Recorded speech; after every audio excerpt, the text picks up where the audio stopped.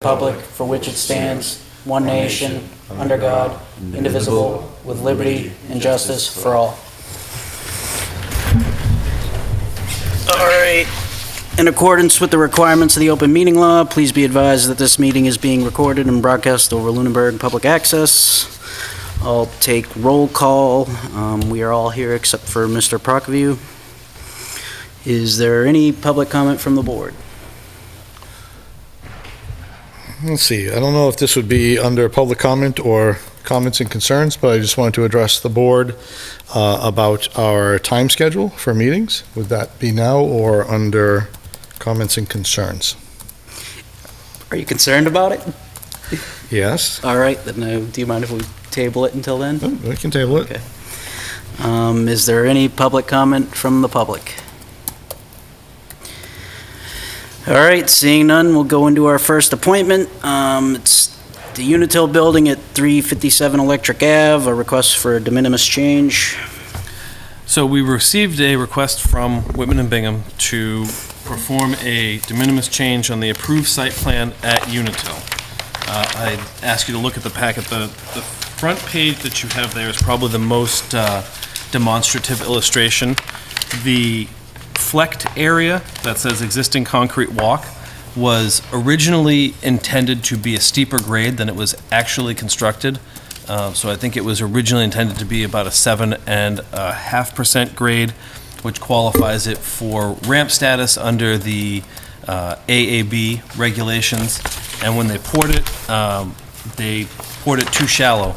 And so it's too shallow to be a ramp, and it's too steep to be the 2% requirement for a flat area. And in meeting with the sidewalks, it didn't meet the 2% grades. They couldn't get the 2% grades on the sidewalk for a landing area as required by ADA requirements. So what they're looking to do is pick up the ADA spaces and move them over on each side. And what they would do is saw cut and re-pour the areas in dotted line at 2%, which would give them their flat landing area for the ramp, and then install the ADA compliant ramps adjacent to the ADA spaces.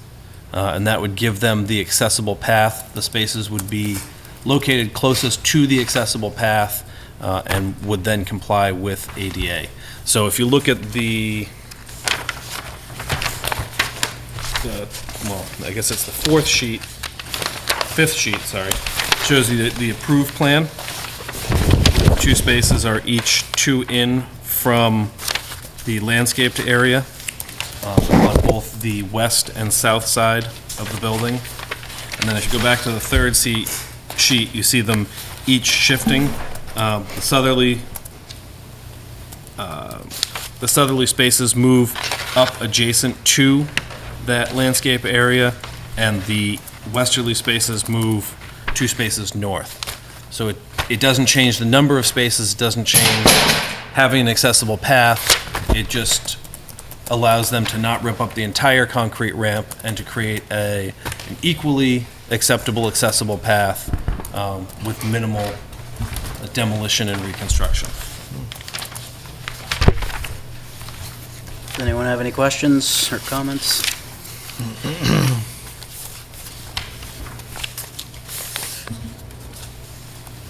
No, I'll say that this is not an uncommon thing in construction for the ADA stuff. All right. I'll accept the motion to accept the de minimis change. Looks fine to me. I move that we accept the de minimis change as documented.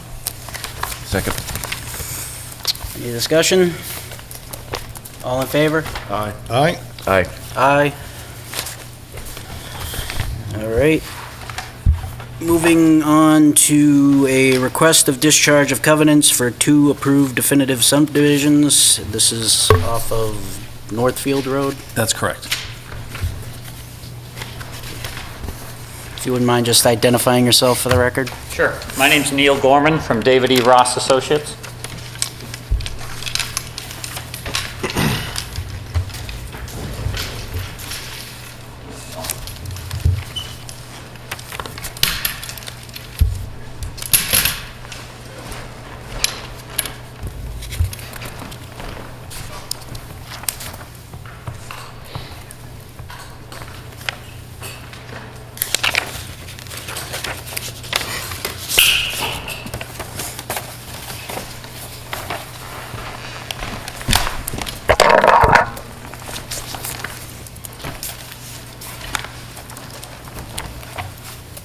see that okay? The audience? All right, so here, requesting to discharge 2 previously approved definitive subdivisions on Northfield Road. And this is the ortho image of the area that we're discussing. This is the Settlers Crossing Golf Course on the south side of Northfield Road.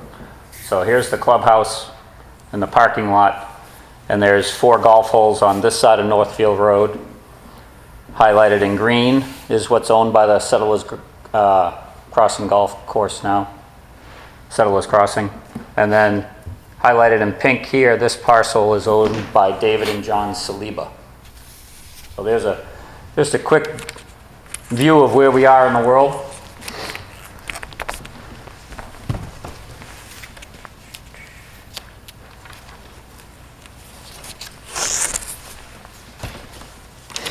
And historically, this plan was created, this is where the golf holes are now. This is the Saliba land now. This was the original makeup that was owned all by the Maplewood Golf Course back in, this was in 1988. This is known as Plan A in your packet that we submitted. So we have 2 parcels, or 2 lots, Lot 1 and Lot 2. Shortly thereafter,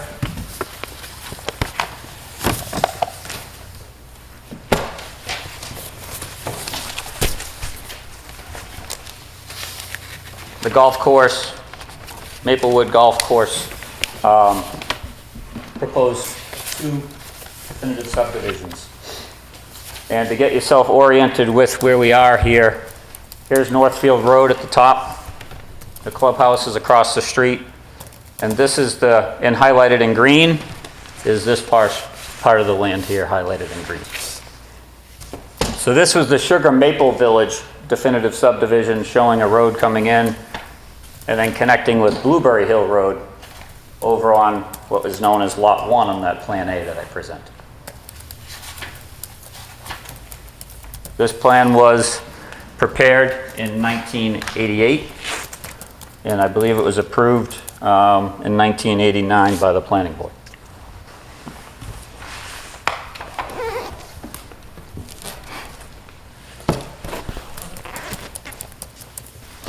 Plan C in your packet,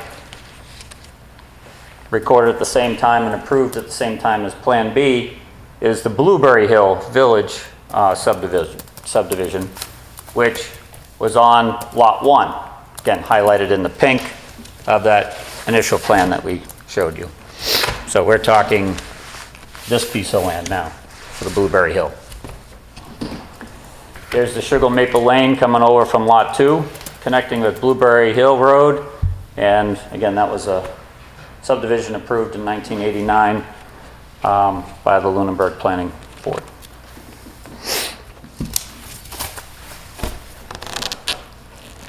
Then,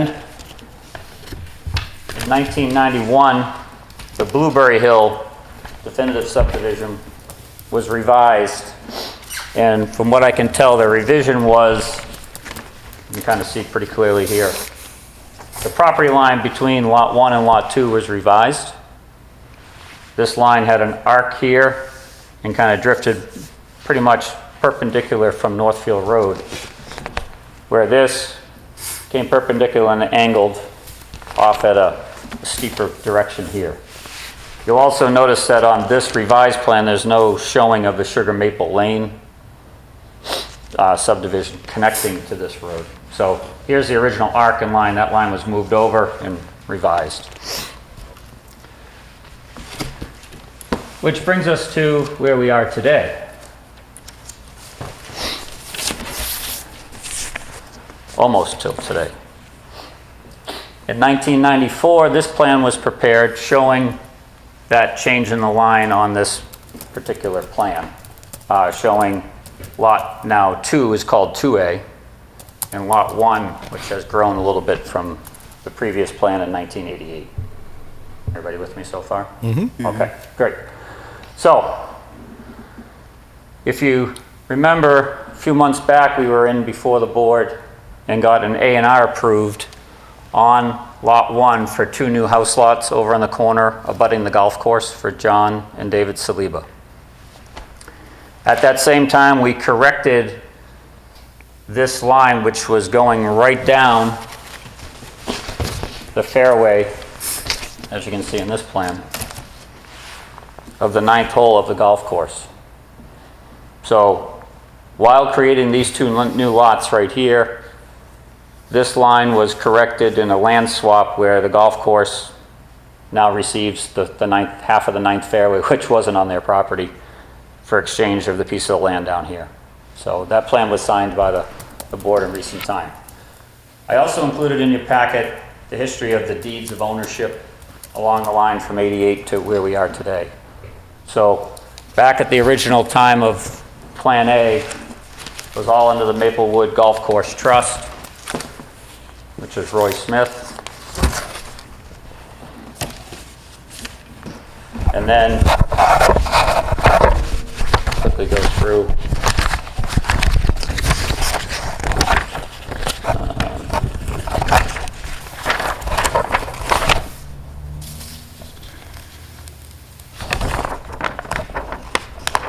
And then in 94, the Maplewood Golf Course Trust sold to Walder and Shirk, trustees of 1150 Hancock Street Trust. So they bought both parcels. There was some other land involved. We talk about 9 parcels of land in my description there, because there was also land on the north side of Northfield Road where the golf course is. There was parcels of land over there were included, but just narrowing down that we were talking about these lots 1 and 2 within that. And then in 95, March of 95, Walder and Shirk of the 1150 Hancock Street Trust sold the same 9 parcels, including the 2 that we're talking about, to Diversified Financial Southeast, Inc. Then, in 1998, Diversified Financial Southeast, Inc. sold to JB and MB Realty just that Lot 2A and the parcels across the street. So they sold just that, not Lot 1. Just what's in green and the other parcels across the street. So now they're in separate ownership, the 2 parcels. And then in 2003, Diversified sold what was known as Lot 1 here in pink to David and John Saliba. And then finally, most recently, in 2012, JB and MB Realty Trust, which now own 2A and across the street, sold all that property to 994 Northfield LLC, who owns the golf course now. So, where this all came up from is a recent title search,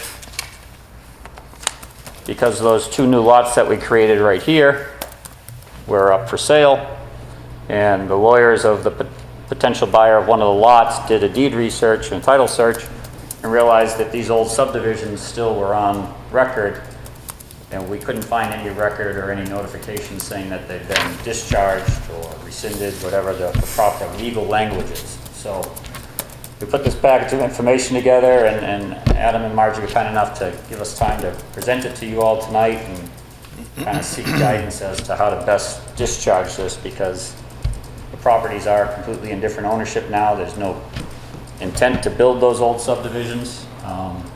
I think they kind of hit a stumbling block. Some of you may know better than I wasn't around back then in this industry. So I know they were planning on bringing town water to that area, up Chase Road and down Northfield Road. They had gone to conservation and gotten orders of conditions for a lot of this work. We recently went through conservation. They had all those old orders of conditions marked as invalid because the work was never started. So we have those signed up. So we're cleaning up a lot of old history from the late 80s and early 90s for this subdivision that everybody knows never started. And being that they're in different ownership now, there's no intent for that to go forward as originally proposed. I think it's also important to note that it wasn't just a subdivision, there was a special permit Okay. issued as well for both developments as a PRA, Planned Residential Area. So it was a singular lot with road infrastructure and a special permit to allow the housing to be constructed. As you could see, there were no solid lines in the subdivision plans. They were all dashed exclusive use areas or just common use areas. So it's not a matter of, the lot was never going to be broken up, Okay, as far as I can tell from what we looked at in the office. And those special permits have lapsed by decades. correct. Yeah, we're talking, how many years now? I mean, I think the last one was approved in 93 or 94. So we're 20 some odd years out. So we'd have, if they were ever to do so, they'd have to come back before the board to start over anyways. So it's just a matter of cleaning up the deeds and the registry. Well, that 60-acre parcel spent 11 years in planning board Correct. recently, so they, For a different plan. That was ultimately as successful. So, Mr. Bernie, permits. maybe I can ask the applicant this, so this question probably goes to both of you. So what you're looking for is for us to vote to discharge this, is that the gist? Yes, they're looking for the covenant to be released. Okay. And releasing the covenant would mean that the property can be sold in part. The covenant would allow for the entire project to be sold, which is why when the large parcel was sold those years ago, the title examiner didn't say, oh, wait a minute, hold on, because it wasn't an issue per the covenant. Covenant says you can't sell a part of the larger parcel and obtain a building permit. So I believe that the request would be to release the covenant. So is the covenant tied to the special permit? No, it's tied to the subdivision. It's an instrument to ensure The that. subdivision's still valid, special permit is not. Correct. So how does the subdivision approval get reversed? The planning board can rescind a definitive subdivision by public hearing. What can with- the requester withdraw it? Withdraw what? Withdraw the subdivision? No, only the planning board can rescind the So subdivision. only we can So rescind it. you'd be rescinding Put the it on a planning. schedule and so forth. Correct, you'd be rescinding the planning board's approval. And subdivisions are this very distinct animal in and of themselves within Mass General Law. And the planning board has the power to, of their own volition, choose to rescind a subdivision approval if they wish. Or they could respond to a request from a landowner. What may complicate the issue would be, I imagine that this parcel, although we're only talking about Blueberry Hill, which is only encompassed on this parcel, the subdivision no longer bleeds into the adjoining parcel, correct? Correct. For the So- Salivas, yes. Yeah, if there were a mortgage on the property, we'd be required to notice the mortgagee and, they get their sign off on it, but I would have to infer that at the purchase of this property, the subdivision wasn't a big part of getting the mortgage, if the Salibas even have one at this point. So if the board felt that they wanted to, rescission certainly could be done. It sounds like the Salibas would be amenable to making that request.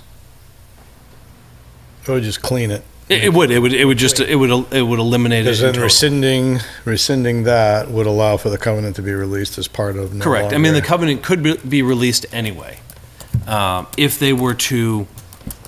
If someone was to say, hey, we'll buy this from you, we want to build those roads, the town could be protected in several ways.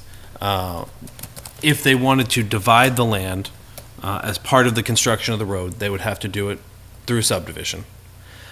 If they just went in and built the roads, they said, oh, well, we have approved plans, we're going to build the road. The town's under no obligation to accept the roads through town meeting as public roads.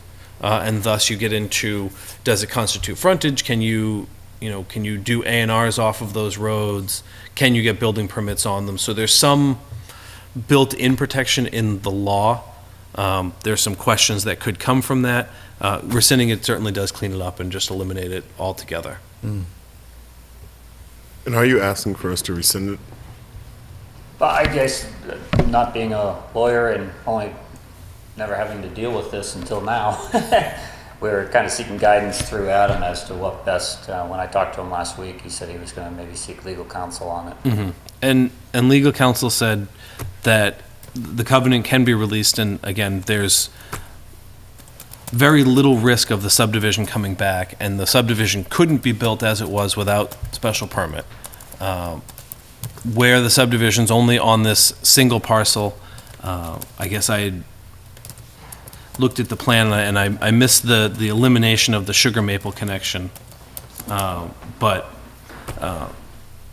if it's a one parcel subdivision and the owners are requesting the release, it eliminates the board's potential risk. Whereas if it were multiple parcels, multiple owners, multiple mortgagers, Right. you get into a little bit more complicated situation. Can I ask a question? Sure. Is there a time component to the release of this covenant? Are we holding up any kind of, There is a purchase and Closings. sale on one of the lots, and that's where it all came up, is through the title search of that. So yes, Right. they're extending their closing date out to Okay. clean this up, and again, through the conservation, we cleaned up those. and if we push this to a cleanup at a future meeting, so we could advertise it as a public meeting and put it on the agenda, would that would be roughly 2 weeks, would that inhibit the closing or impact the closing date? And it's already been pushed back once or twice, but if that I mean, is, we could advertise for February 12th if they made the February 12th. request. So let me ask another point of question. Can we release the covenant and then rescind the Yeah. plan? that's what I was just gonna ask. So then, if I was to make a motion, I would move to release the covenant tonight and then put in the agenda for the next meeting for a public hearing, to rescind the approval to clean it up. Okay, my question would be then, are you looking for the applicant to make the request for Yes, rescission? I would Okay. look for Yep. that And incur request. the cost of advertising and mailing, which would be the only real cost for the public hearing. So it'd be, the legal advertising cost and then whatever the abutter notification cost would be. Okay.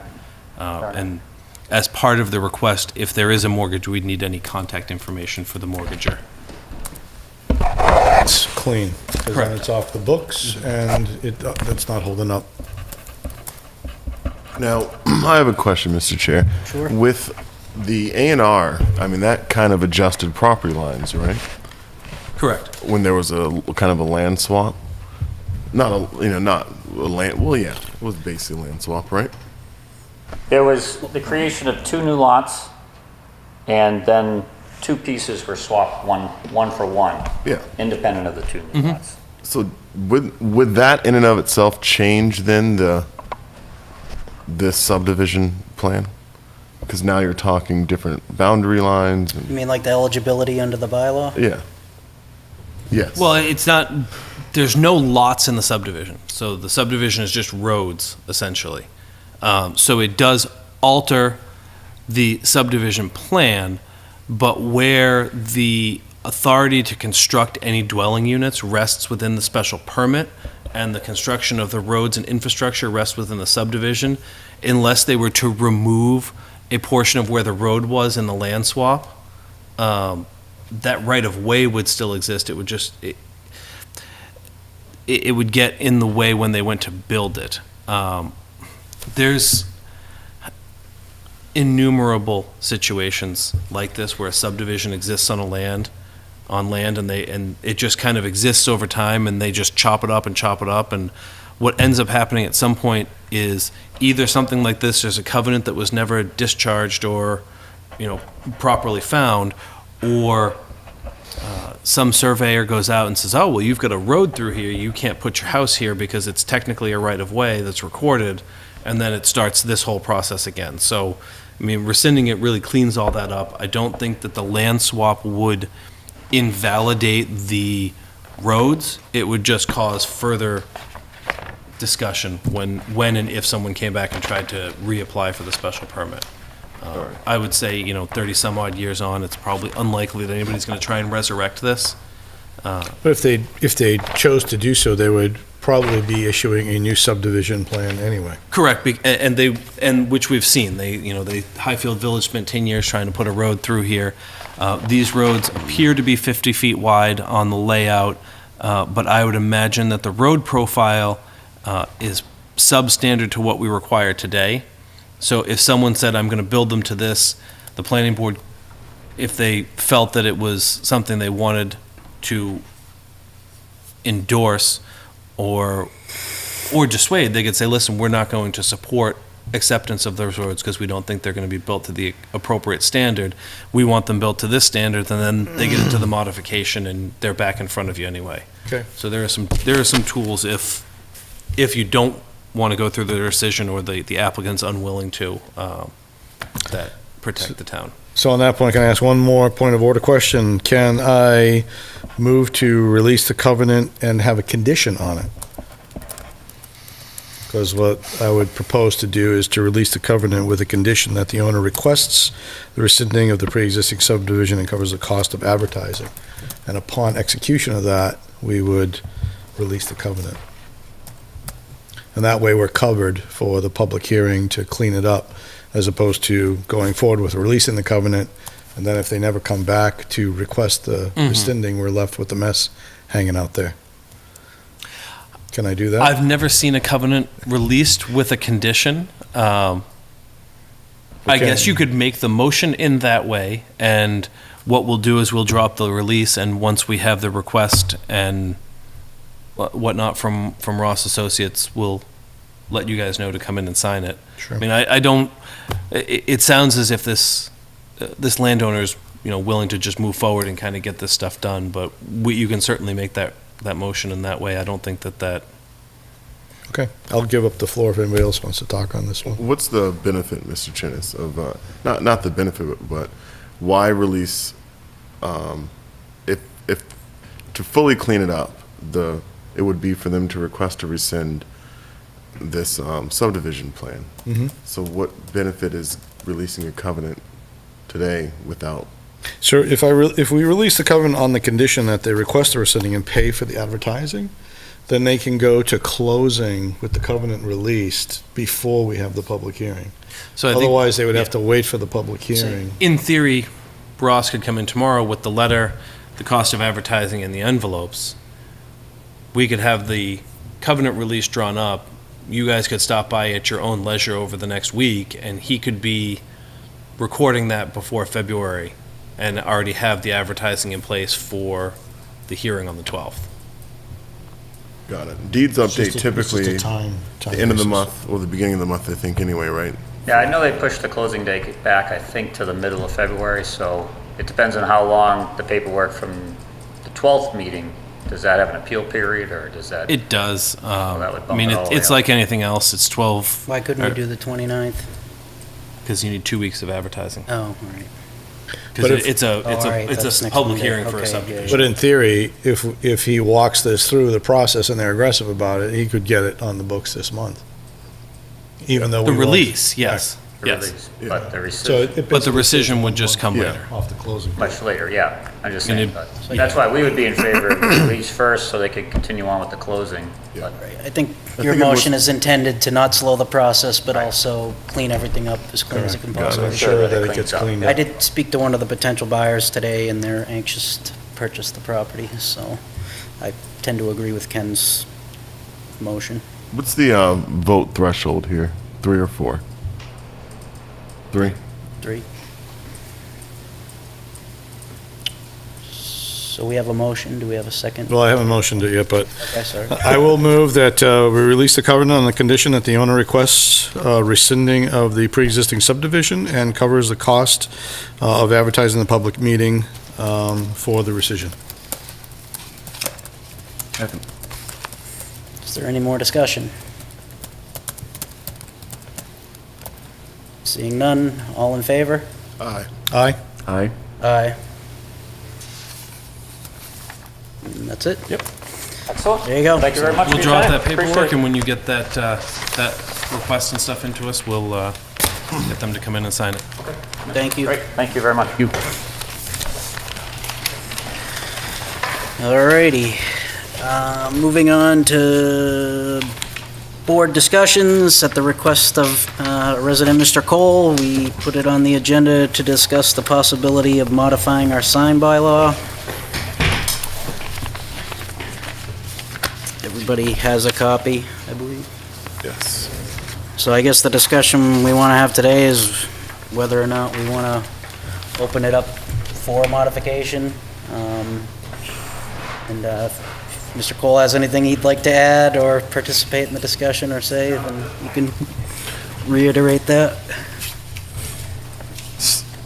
Sure. Are we ready to discuss?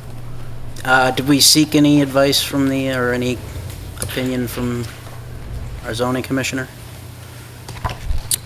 We did not. I think it's better to propose him language and say, this is what the board's considering. Do you have any concerns or thoughts on what to alter?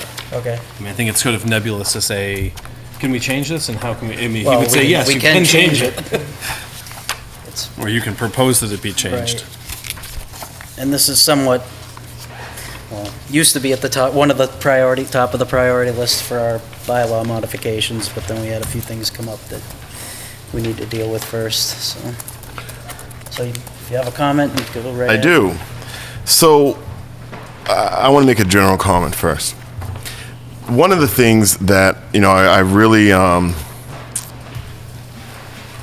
that we talked about in one of our workshops was I gave an illustration of a content-based sign, and how inappropriate I think that would be in our community. I think I used the example of girls, girls, girls. I said I would not want to see a big, bright neon sign that said girls, girls, girls in Lunenburg. Now, reality is that someone could very much so go through the appropriate approval process and probably find a way, maybe not a huge neon sign, but find a way to get something like that approved. And our role is not to limit the content of a lot of, speech. So, but of course I don't want to see that, right? And that's just an opinion. So looking at our sign rules, our sign bylaws, and looking through this, what's really stood out to me was a couple of things.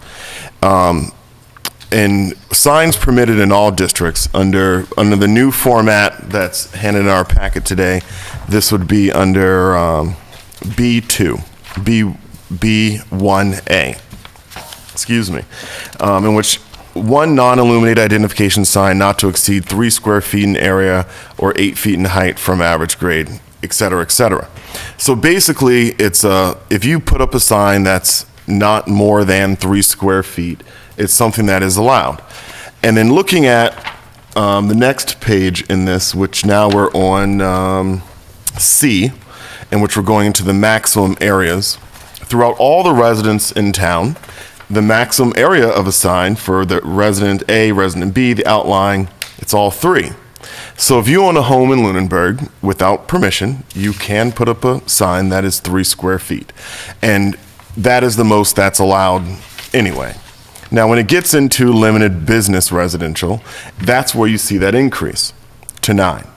So if someone had a residence in the limited business residential area, they're following the same rules that everyone else in town is following of being allowed to get their 3 square foot sign. Now, Mr. Cole brought up a really good point, which is that he has a business and he's in the limited residential area, and if he wants to put up a sign that's 9 square feet, that requires him to have to come before the planning board, and it becomes this extra hurdle because of site plan review, et cetera, et cetera. Now, my concern really would be if Mr. Cole's neighbor wanted to put up a sign that said, Cole paving is horrible, as an example, content-wise, something that we can't restrict. Now, if this was a 3 square foot sign, a 1x3, odds are that it would probably not be seen too well, which is Mr. Cole's concern that it's not big enough to really advertise your business with 3 square feet. But if his neighbor wanted to put up this Cole's paving business, I know you don't have a paving business, but Cole's paving business is horrible. The process of having to come before the planning board may delay that hatred of Cole.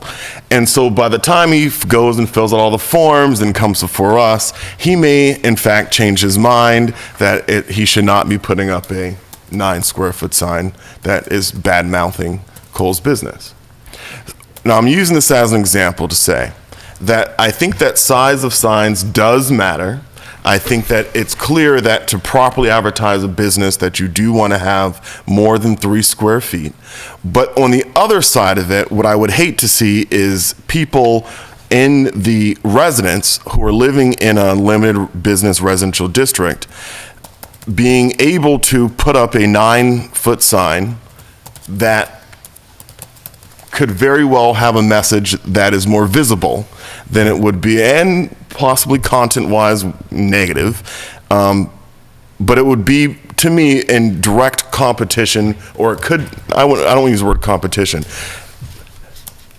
By them living in that district with Mr. Cole, then they uniquely will be able to have a much larger sign that advertises a viewpoint or et cetera, that Mr. Cole may find to not be to his advantage.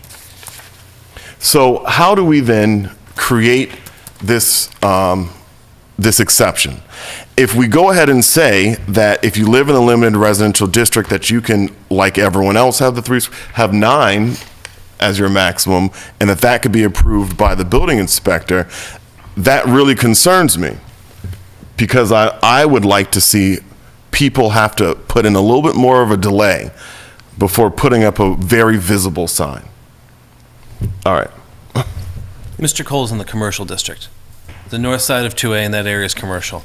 And my experience with people who write signs like "I hate someone" or "this person is terrible," they don't get a permit. No. They go and they get a sheet of plywood and a can of spray paint, and it's up on the front lawn before they've even thought about what they were actually doing. Yes. I take your point, but I think that when you get into a mixed commercial residential, yes, I think there are some places where the commercial district is given a little bit more leeway because it's not an allowable place for someone to reside. So residents who live there are non-conforming use, and there's an understanding that the purpose of the district is business, and there might be some more allowable wiggle room. And I think the other point that I'll say is that when we look at the signs allowed in all districts, it is 3 square feet, but when we get into signs subject to development plan review, all freestanding signs, pylons, except those permitted in B and E, and we were in B for the all districts. So your little 3 square feet would be permitted on a pylon, but the pylon would probably be bigger than the sign at that point. Yeah. I guess that's my concern.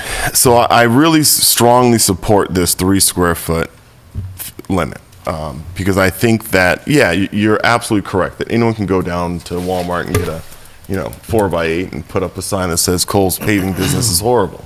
And It's usually what they do.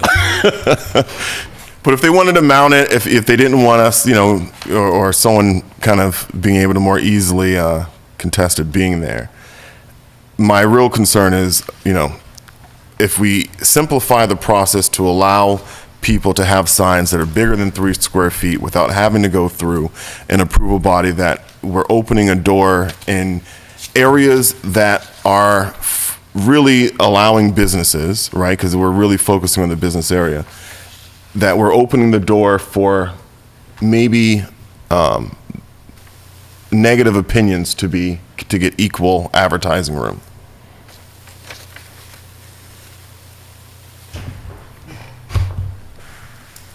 So I'm interested in how we can help Mr. Cole be able to not go through such a lengthy process while also not allowing then his neighbors to have a little bit more rights, I guess, than everyone else in town. Sure, go right ahead. Tanner Cole, 563 Mass Ave. Just to clarify, my point with bringing this up for discussion really isn't about my sign. It's about the concept that we're trying to foster a small business in town. They contribute greatly to the economy. And if we could do something that allows a small business to put a small sign on the face of the building, out front, whatever, it's like them putting a stake in the ground. And it's a good, low-cost way to advertise. And I agree that, somebody could put a sign up that says negative things, but like Adam said, probably not gonna get a permit to do that. And I'm not saying that we should be able to put up a 36 square foot sign without any review. How about 15 square feet? How about 12 square feet? I mean, the average real estate sign's 6. That's not very intrusive in my mind. And it is a temporarily allowed sign. I believe that I read that. A real estate sign is, but as a business owner, if I wanted to put a sign the size of this podium on a wooden stake in front of the property in a commercial district, You have to come here, I have to come see you. and that's going to cost you money and time. Yeah. If And you by put it all rights, to respect the law and say, okay, well, I'm going to respect the 20 foot from the right of way, I've got to stake the entire property line. One of my properties is on a curve. Now I got to stake every point in that radius. It's like 300, 600, 900, it gets expensive. So as a solution, you'd say the building inspector then should be able, I just think, to a certain extent, we should allow any small business, myself and anybody in town that's in a commercial district, not even limited business, because I know a lot of the limited business areas in town are mixed use and it's really designed for home occupation, not straight commercial. But if you're in a commercial district, I think we need to seriously consider doing something that would allow a business owner to put up a small sign to state their claim and say we're open for business. how much did it cost you when you came before the board before to request for us to waive all of our rules? What was your expense? We didn't spend a dime on it because we didn't apply, we got a waiver. But if we were denied the waiver for any reason, then we need to meet, I think there's 23 requirements for planning board review as far as site plan and proper layout and footprint of the building and stormwater, and I mean, it's lengthy. In my case with both of the properties that I bought, I made no exterior changes to the building, no additions, no bathrooms, no interior changes other than updating. And so in that case, in my opinion, planning board review really doesn't have much impact on it because I didn't make any changes to the property. But for something simple like a sign, if I was going to change the access from the road, curb cuts, slopes, drainage, stormwater issues, by all means, I think that's what the process is there for. But for simple things like to be able to put a 12 square foot sign in front of a building, in a commercial district, mind you. And that's really my point with all of this. In the residential areas, I think 3 square feet is adequate. I have a question for you. Sure. Your business would not happen to be a stand for the retail sale of agriculture or farm produce? No. No? So, Yeah, I'm somewhat torn on this. I always like to look out for how things impact other people. I think there's a difference to me between freestanding and attached to a building. Honestly, to me, after listening to the economic development discussions that people want to have home businesses, I've seen a lot of signs in residential areas that I would think exceed 3 feet, but I don't think they're too intrusive. They're basically, like Mr. Cole said, a decent-sized real estate sign. They're not lit. So, I mean, I would be interested in seeing, it just seems like 3 square feet, that's like 3 pieces of paper, basically. This seems kind of small for a home business. And I understand in commercial areas, they need larger signs, but people need to get the word out so they can sell their wares or their services. Is there a provision in here for like a pre-existing non-conforming sign that they're allowed to have the same? to say Well, there's I mean, something- that would go to section 7 of the bylaw, which is pre-existing non-conforming use, or non-conforming uses. So if there's a sign that's pre-existing, it's a pre-existing structure. And I believe refacing of that sign would just be a building permit, because you're not changing the structure of the sign. If you were expanding it, you could theoretically go to the zoning board and get an expansion, alteration of a pre-existing structure or use, although a sign's not really a use. So there are ways to address existing signs. In section G of the sign bylaw, signs subject to development plan review, it says all freestanding signs, pylons except those permitted in section B and E. Section F actually outlines additional signs allowed in the commercial districts that aren't enumerated in B, and it gives you quite a generous real estate sign size of 32 square feet, which I think is probably more than would be reasonable for a business to put up on their own as a, without a permitting process through the board. But, I think that it gives some indication that there is some allowance for putting up a sign for purposes that is beyond the 3 square feet in the commercial districts. Clearly, real estate signs are temporary, and they're usually put up in a manner that they can easily be taken down, so the safety concerns aren't necessarily there. If someone drives into a real estate sign, it's usually just going to fall over, might break a headlight or something, not like something that you've concreted in as a nice granite post. But I think that there's probably ways to, if the board felt that that was something they wanted to do, add a number 4 or something else in there that allowed a limited size with limited dimensional setbacks, or prescribed dimensional setbacks that would sort of meet somewhere in the middle between the 3 square feet and the 36 square feet. But it's ultimately up to the board whether they want to take that step. And then it would just be a matter of inserting whatever citation would accompany that new section into the exemption under section G. Overall, the approving authority then would go to the building inspector? Correct. It would be a building permit to install the sign for, if you said 12 square feet, just to pick a nice round, easy square footage number. Because it's significantly smaller than the 36 that you would get by coming to the planning board, but it's also twice the size of a real estate sign, so you can kind of picture what it might look like either horizontally or vertically.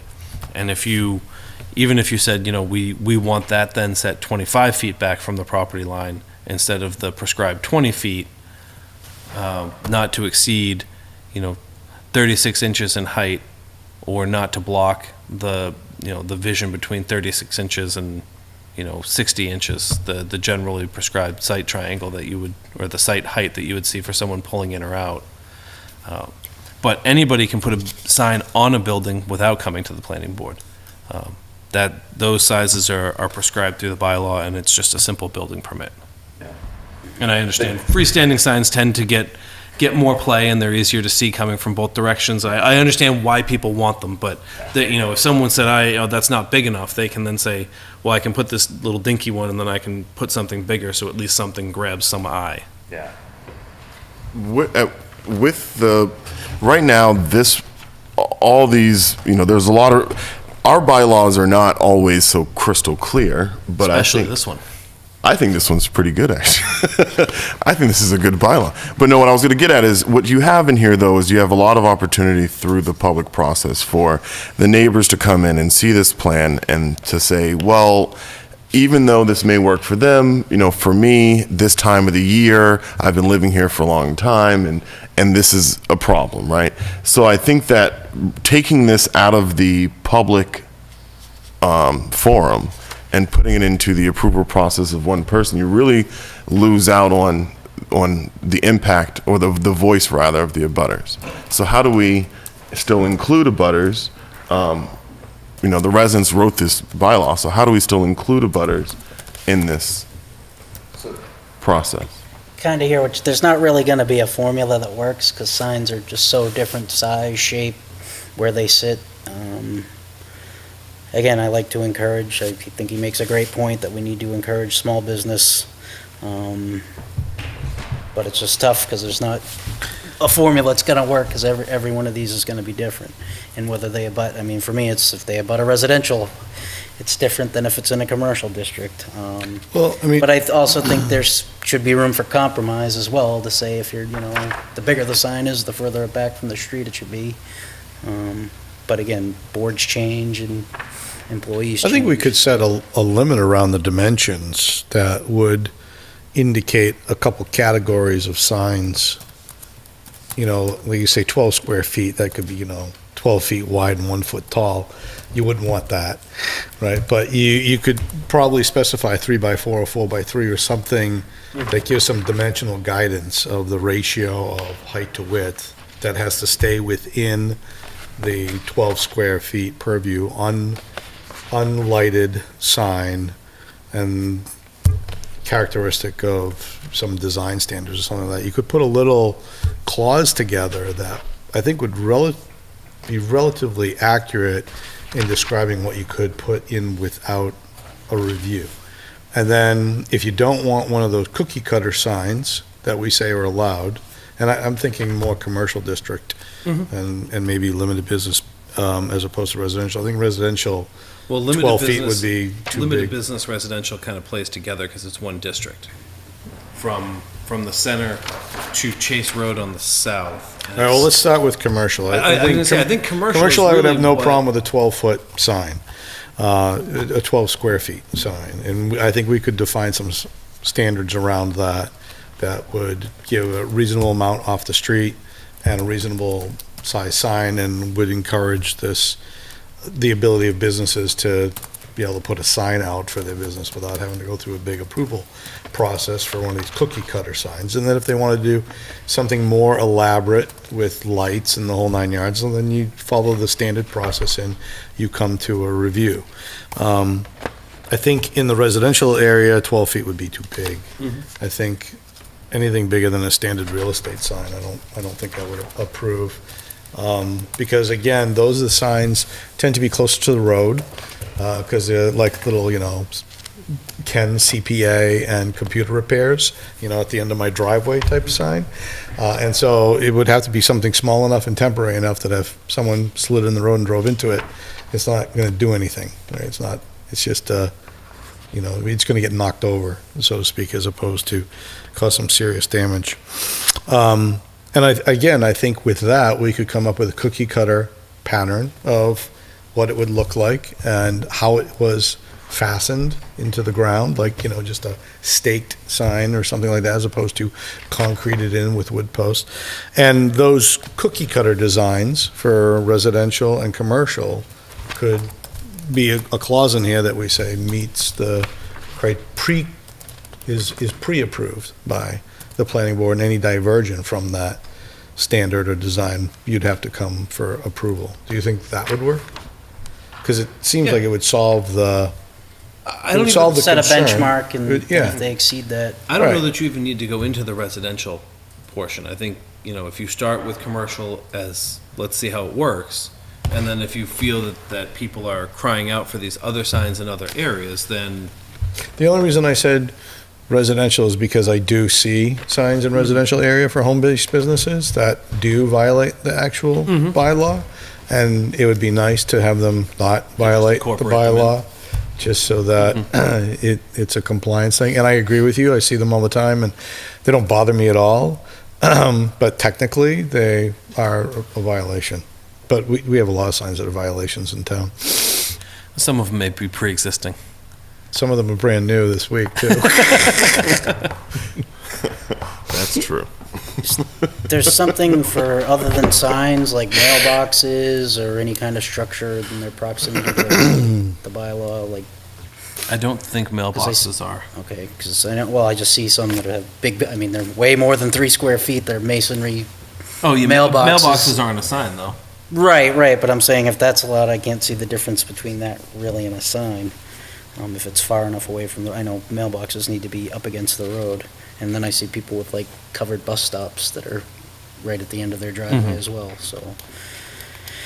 And I mean, I think I mean, we've already talked about it before, I think the bylaw needs to be revised in some form. It's just, when do we get to it? Michael, Ray, did you have something else to add? Yeah, I think that sometimes our rules can be overwhelming, but, I mean, and I don't know the answer to this, so I'm going to ask Mr. Bernie or Mr. Chair, are we able to put, just kind of a sentence in here that essentially encourages small business to request waivers for the usual site plan process for signs? You can put anything that you want in there. I don't know that that's a sentence I would put in a bylaw. So here's our rules. Please come and ask us to not abide by our rules for you. And I kind of want to do it because I want to see what the Attorney General's office would say in their guidance. But I don't know. I think it would like short circuit something, and they would be like, "This doesn't compute. What is this?" Well, because I guess what I'm saying is, when you're looking at the regular site plan process, I fully agree with Mr. Tanner on this point, which is I don't see why you would need to hire an engineer for most of these signs. I don't see why you would need to do traffic surveys or all the impact reports. I mean, I really don't think that most of our process for special permits really applies to approving signs. I think that really when it comes to signs, all we're really looking at is does it comply with these several pages? And I think in general, this clause was put in here with the understanding that the majority of people adding new signs, when this was written, or the intent when this was written, was that people adding new signs would be building new commercial buildings or doing commercial expansion, which would already require site plan. And it was just, hey, make sure that that sign gets included as part of the site plan so the planning board is sure that it works with other stuff. It's, I won't say it's unusual for a community to include some sort of site plan requirement for signs with new buildings. I will say that it's not unusual for signs to be just approved by the building inspector with adequate setbacks and, fall zones and size requirements and height requirements. So, I don't want to say we're overly burdensome with the way the regulation is written, but we're not the only one who does it, but there's plenty of people who do it the other way as well and don't require signs to be considered a site plan necessary item. They would be included in a site plan for a new building, and then there would be a specific set of requirements, which we have most of, if not all of, in here that would say, this is where your signs need to be, go ahead and put them up. I think in my time here, we've permitted a number of new commercial and commercial reuse buildings, and we've had plenty of abutters come and voice their concerns about any number of different things. And I don't think I've ever heard someone say, well, I don't like that sign there. Can you move it over here? Usually it's the board might say, and this is generally on a new construction, is that sign going to work there? Is it in the site triangle? Is it, and they get the information to prove that it is or isn't and get some reasonable resolution. If we look at what's required for the site plan approval process and maybe add in some language such to the effect of to get approval for signs, and then we identify which parts of the site plan approval process are automatically waived. That these, you do not have to meet the requirements of this, that, the other. Then, I mean, that probably accomplishes, I think, your goal and also my goal, which is to keep this a public process, but also to make it crystal clear that we're not looking for all this engineered stuff, that we're only looking for very small requirements that are otherwise, needed for site plan approval. And without getting off the topic of signage, it's my understanding that any change of use requires planning board review. Correct. So technically, anybody that comes to town as a small business is subject to planning board review, Yes. period. No. Okay? If you're touching a building, No, if No, they're if- changing the use, if you go Yeah. from one retail to another retail, they don't need to. yeah. Correct. Okay. So if in you're your using instance- Class, you're Correct, okay. if, Right. yes. So if I'm selling donuts and I sell it to somebody that's Selling donuts, then, burgers, well, it's fine. yes, Yeah. it's food to food. Yeah. If you are an accountant's office and, And this just kind of relates to the signage thing, Correct. because anybody that comes in and changes a use, well, they're going to be subject to planning board review anyway. correct, so then the sign change would be covered in that anyway. But, yeah, and it's, you ran into this with your office building, and I don't. And I think that, but I also think that depending on how the use is changing and what the operational differences are between the two uses, it can be done through a waiver process. But there may be some instances where that just wouldn't make sense because there are some substantive changes that need to be made to ensure that the use of that building or property is safe and appropriate for the new use. I just brought it up as a point because for somebody new moving into town, Sure. if they're going to be subject to it anyway, then providing exemptions to certain parts of the review process just for signs doesn't really help. But it sounds like it would for certain people. If you have a similar use, then you can And kind I of mean, fast track the yeah, sign part of things. one would infer that if you have a use that a similar use is moving into, there's a sign and you would just be refacing it. So that's not a new sign, that's just a sign reface, and you kind of avoid some of that setback and location issue.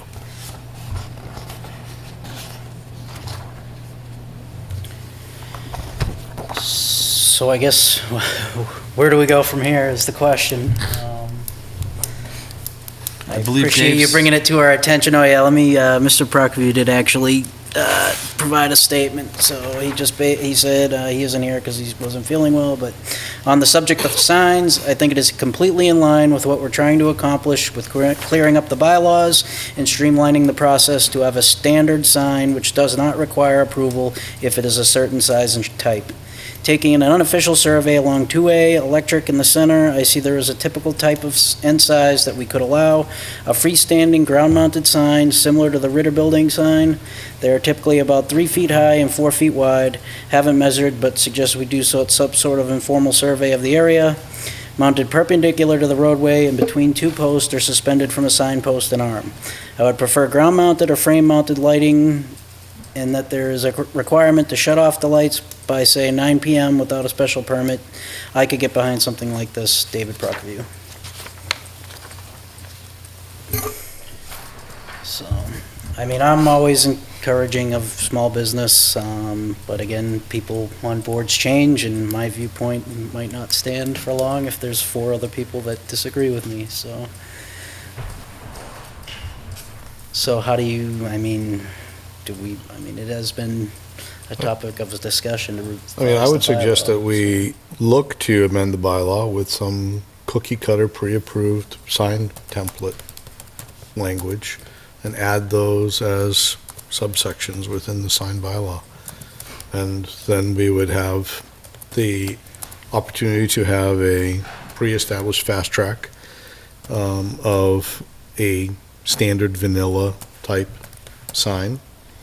And if you wanted to diverge from that, which a lot of businesses are going to want to, then all the other standard rules would apply and you come to a site plan review.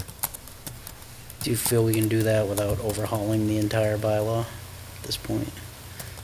Sure. Okay. I mean, Overhauling the Can we get- bylaw wouldn't be a well, bad right, thing. right. no, but I mean, we've got to finish the use table before we start overhauling Right, the bylaws. exactly. That's why I don't want to You know, get too deep into it. if you just want to add a section of, you know, cookie cutter, for lack of a better word, signs, we could slip something into F, put an exemption under G that calls back to the citation in F, and, you know, Yeah. see if And I would town limit meeting it. I would go would for not that. allow lighted and No, stuff no, like that. right, Like, right. I mean, David's proposal is much more extensive. I'm thinking something relatively simple. Or even be more lenient towards something temporary or something like that. But then, I mean, wouldn't the negative, you know, I guess I keep thinking of the unintended stuff. Wouldn't we then be telling businesses how to advertise? Saying, if you want to have an easy process, look like this. But if you don't, then Sure. Is, Towns do it all the What time. we need to stop the girls signs from Is there going a- up, right? I think this process stops the mechanism in girls. place, even if they do meet the bylaw, to appeal to the ZBA if it's, they consider it some sort of nuisance? Or do they- I mean, What do you mean? well, if say they put up a sign that meets the bylaw and then somebody builds a house and it interferes somehow with their sight line or whatever, is there a mechanism? Somebody builds a house after the sign is there? Right. That's just their own on fault. them.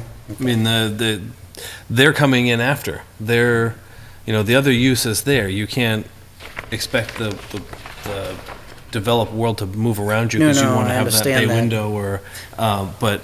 But just um, related to the unintended consequence, if there is some sort of consequence after the fact, then I'm, It would depend on the consequence. I mean, a nuisance wouldn't be the ZBA. Nuisance would be the Board of Health, but if we're not lighting it, I can't imagine a sign being a nuisance. There's First Amendment issues with content, so you can't tell someone what verbiage or design to put on a sign. But, I mean, to your point, Michael, there's towns that say your sign has to be square. It can't be anything outside of these four colors. It has Yeah. to be made out of wood. You can't light it with anything but a gooseneck. I'm fully light. aware of that, and I don't And- agree with those kind of. Well, and I'm not saying that you do, but I think that giving someone a fast track to do this, or you can do this other process if you want to build your, you know, grandiose, gilded, gold, eternally lit sign. I mean, if they're that attached to it, they're going to go and do it. And maybe they'll put up the little square one to start with, and, you know, at least have some advertising while they're doing their, you know, their spinning UFO sign. What's the longest it takes to come before this board? 3 weeks, roughly? To come before the board, yeah, I mean, it's about 3 weeks. Yeah. If you ask for a waiver, it theoretically could be a week, but, you know, there's the preparation of the paperwork, and if the board says no, then you're into that 3-week cycle. But is 3 weeks an unreasonable burden? I mean, is that an unreasonable burden for someone that's creating a business that they plan on having forever? Because that's a perspective issue. Well, I guess I'm asking, is that an unreasonable burden?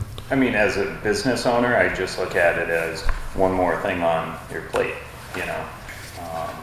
I mean, if you've bought real estate recently, by the time you get done with survey work and title searches and Title V and get utilities turned on and this shifted around and that shifted around, I mean, you know, when I went for my special permit for the contractor's yard, I paid $1,500 for, I think it was Whitman and Bingham, you know, one of the engineering firms, to literally draw like a dozen lines on a piece of paper that showed parking places.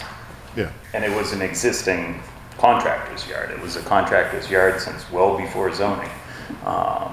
Yeah, and so I think the concept is we want to help small business, and if we can do something and allow them to display, you know, 12 square feet of signage in front of their building without having to go through the paperwork and the process and so on. And I respect the idea of having a public forum so neighbors can voice their opinions, but at the end of the day, you know, you pay for the abutters list and you notify everybody, you do certified mail, then you go through an appeal process. And then if you have a neighbor that disagrees with something, they just don't want to see a business there, period. Now you delay the thing out, there's questions, oh, well, where's it going to be? You know, dimension, this, that, the other thing. I just think it sends the wrong message to business owners. I mean, from a tax standpoint, this community depends on businesses. Certainly. Residential tax revenues do not support the community as richly as businesses do. I'm going to give you another hypothetical, and I agree with everything you're saying, fully, but I'm going to give you another situation. Two businesses are side by side, and one person is going, one person has an existing structure, and the other person just purchased the land. And they're going through this very costly process of designing this place, figuring out, working with these engineers, and meanwhile, their neighbor goes and gets a sign and puts it up, and now this drastically changes their lines of sight coming out of whatever their plans are that they've been working on for 6 months. Now, had their neighbor been required to go through this process, they would have been notified. They would have had an opportunity to come in here and have their voices heard. So is it possible then that, this streamlined process may have a negative impact that it does not, that we now do not have? And again, we're looking at those two commercial businesses side by side. How does the neighbor who's in the process of developing this plan, how do they get their concerns of, hey, this is what we're trying to put forward, and this will have a big impact on me, even though it's small. And that would be their voice to say, hey, if you just move this over 3 feet, I'd be golden. How do they get their voice heard before that sign comes up that kills their $40,000 worth of engineering and, $500,000 worth of property? I guess my first question is, does 12 square feet really have that big of an impact on a line of sight? Well, looking at these rules, and I'm looking at, the guidelines that are sitting here and all these requirements of what it cannot do, I think it can. I think that's the reason why there are these setback rules, is that it seems, I certainly want to promote small business, but at the same time, I think it's very important when you're adding in signage that's bigger than 3 square feet for the neighbors to be notified, because it very well may impact their plans.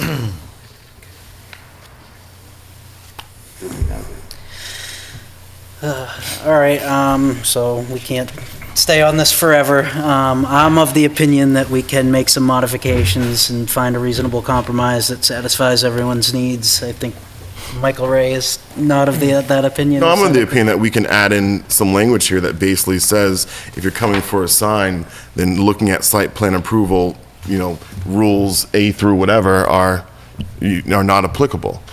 And I think that resolves both problems of making it easier. It's only 3 weeks, but your neighbors still get a voice. So not necessarily waiving the provisions of site plan approval, but only making certain ones applicable to signs? Yes, Okay. which would be the majority, All right. waiving the majority.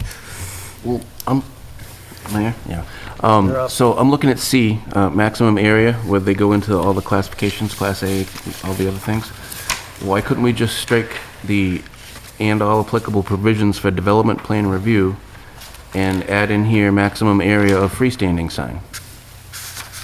And just work those numbers such that it was compliant with other things? I mean, rather than reworking this, because we are going to address this in the future.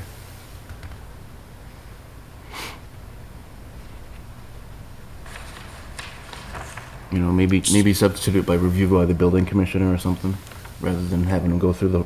And plus, this was written, let's not forget, when it was just site plan approval. Site plan review. Development plan review. Development plan review, which was not quite, as... Stringent. Yeah, right. As flexible on our end, I suppose.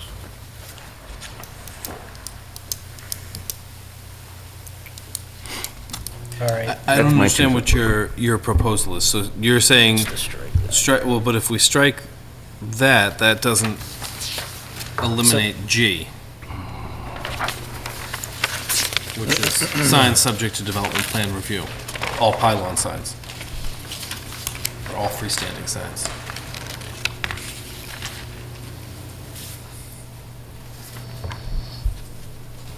except those permitted in subsections, B and E. and B is and then add F, B is the all districts and E is the residential districts. okay? I think we could add two elements under B, under BB. That would, Oh, I would add them under F, under F? because that's commercial, retail, commercial, office, park, and industrial. And that way it would only apply to those districts. Gotcha. And that way we don't get into the signs allowed in all districts, and we don't have to get into wording about this district, that district. We put it under F, and then we just add a citation under GA that says B, E, and F4. Gotcha. Yeah. Yeah, that makes sense.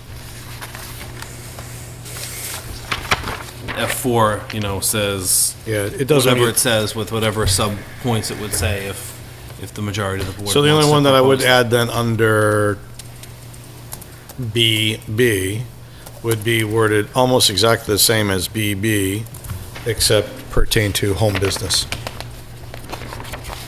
So again, it's under the classification of a non-illuminated sign Yeah, and I mean, I would put that, with no Oh, more than you know 6 what, square though? feet. one non-illuminated or indirectly illuminated identification sign for each separate street line. of an Actually, maybe we approved just special fix C. permit use not to, an approved special permit use not to exceed 9 square feet. Well, Oh. maybe we could just amend C to say not exceeding a total of I would 6 square feet. I would actually amend E. How about we because- just remove temporary from B? I was gonna say, but if you put E, it's all residence AB outlying limited business Allow- residential. It allows 9 square feet under a series of, for any special permitted use or approved home business use or permitted home business use. And that way it all stays the same and you're just adding in the home business use. E1. But Yeah, but I- E1 says it's special permit approved. Yes, it's allowing an illuminated sign for a special permit use. Okay. So if we say special permit use or by right home business use, or whatever the language in the bylaw is, I don't know if it's called home business or home occupation, then that would just allow by right home occupation uses to take advantage of the same requirements in those districts. Yeah, I just think there's too much in here. I don't even think we need B, because it just relates to lease, sale, or use of a building lot. I mean, if somebody wants to leave their for sale sign up forever after if it's not that intrusive, then why, I can see that being the type of sign that I would imagine being used for like a home business or office, and I don't see why it should need to be temporary if it's, just because it's for sale or lease, Well, as I like to do, I like to compare our bylaws with other bylaws. I printed up 3 different towns. I printed up Shirley, Acton, and Concord. Shirley's is 3 pages, Acton's 9 pages, Concord is 9 pages, and Acton is 15 pages. Now, I will mention that Acton and Concord both have numerous major routes going through 'em. So as far as that goes, I would suggest that we would be more close to Shirley at this point, but just to give an idea, ours is 7 pages versus Shirley's 3. And Shirley only goes into residential and non-residential. I'm not really sure what they have for other zones, but just as a comparison. When you started talking about there's too much in here. Right, I I just- totally agree with that. I don't think there's too much in here. I think it's organized in a little bit of a chaotic manner. Well, And let's- I think that some of the ways that it's parsed out are confusing at times. Well, it's like if B5, then G7. And that's just ridiculous for them. right. Well, I think And you that could easily the- combine Sunk like my A and B battleship. into one. Excuse me. Well, anyways, again, so we don't continue Labor this this. on forever, are we comfortable with having Adam propose some changes that would allow for some if some standards were met, that they That's what I wouldn't would need think we should do. to come before the planning board? Just a quick fix. Yeah, for now, and then we can, again, I think we can consolidate a lot of this at some point, but Yeah, I still don't support the freestanding sign, but I think that, it's pretty clear that the majority of the board does. So I think that that's probably, a likely solution. Yeah, and I mean, we'll revisit the discussion so we can, after we receive some edits, so. Well, thank you for bringing that to our Excellent. attention. Yes, thank Hopefully you you. feel Thank you we've very much. addressed it. Thanks, Tanner. Thank you. Yeah, same to you. All righty. Our next agenda item is the discussion of the Lake Whalum Overlay District. So we had discussion regarding our interpretation of the bylaw. We didn't really get a consensus, as one of the members wasn't here. I believe it was just hard to get a read on that, so I did talk to Adam, and I did talk to town council about possibly revising a minimal amount of the existing Whalum overlay to reflect that we would have discretion over density. I think that would clear up a lot of things. There's only one parcel left in the existing overlay that needs to be developed, and I think it would just close out that overlay. I know we've discussed rewriting it and adding in some other properties, but I think at this point, that's just biting off more than we can chew. And I guess town councils didn't give a formal opinion, but he didn't feel that was an inappropriate action to take. And based on the discussion we had with the applicant, he seemed to not be too opposed to that from what I understood, so. So, do you want my opinion of the discussion? By all means. Okay, so, I know you have an educated guess. Or so you said. My opinion actually is, kind of a cross between Michael Ray's and yours, Greg. I think that the way that the bylaw is worded, and indented and numbered, leads to the confusion around what exactly it is trying to indicate. And as such, I think it would be relatively easy to fix with some structural changes and some minor wording, and I did come up with some proposed modified wording. I think the intent was to allow the planning board to be able to control density within the Whalum District up to no more than 8 units per acre. And I think that all of the qualifications of that also were expected to be dealing with parcels of 10 acres or more. Now, given that we only have a parcel of land over there that is not 10 acres or more, you could argue this one of two ways. You can say, well, it's not 10 acres, so none of this applies. Or you could say the intent of the bylaw in the Whalum District was to allow higher density on some of the property to facilitate some capabilities in that area that the underlying zoning wouldn't allow. Otherwise, why would you put a parcel into the zone, given that you're going to say it only can abide by the underlying zone? It makes no sense to add it to the zone. And so as such, I think that the clauses around B, I, and II, and III, and then the following I is where I think some of the confusion starts, where it says, and provided that. Because if you look at the way this flows, and provided that is actually part of B. And B is all referring to the dimensional requirements. And so when you talk about the density, the density is actually a subsection of B, as opposed to standing on its own. And the restriction of 2 bedrooms per unit is also a subsection of B, as opposed to standing on its own. And so I think that if we took those and got rid of the and provided that and moved the density clause and the description about the bedrooms into their own subsections, like C's and D's and things like that, then it would be able to stand on its own. The other thing that I think would make it easier is if we added the terminology and declare non-acreage dimensional requirements onto section B, because obviously acreage is a dimensional requirement as mentioned in the bylaw, which, again, adds to confusion because they're saying it applies to 10 acres or more, but they've included properties in the zones that are not 10 acres or Right. more.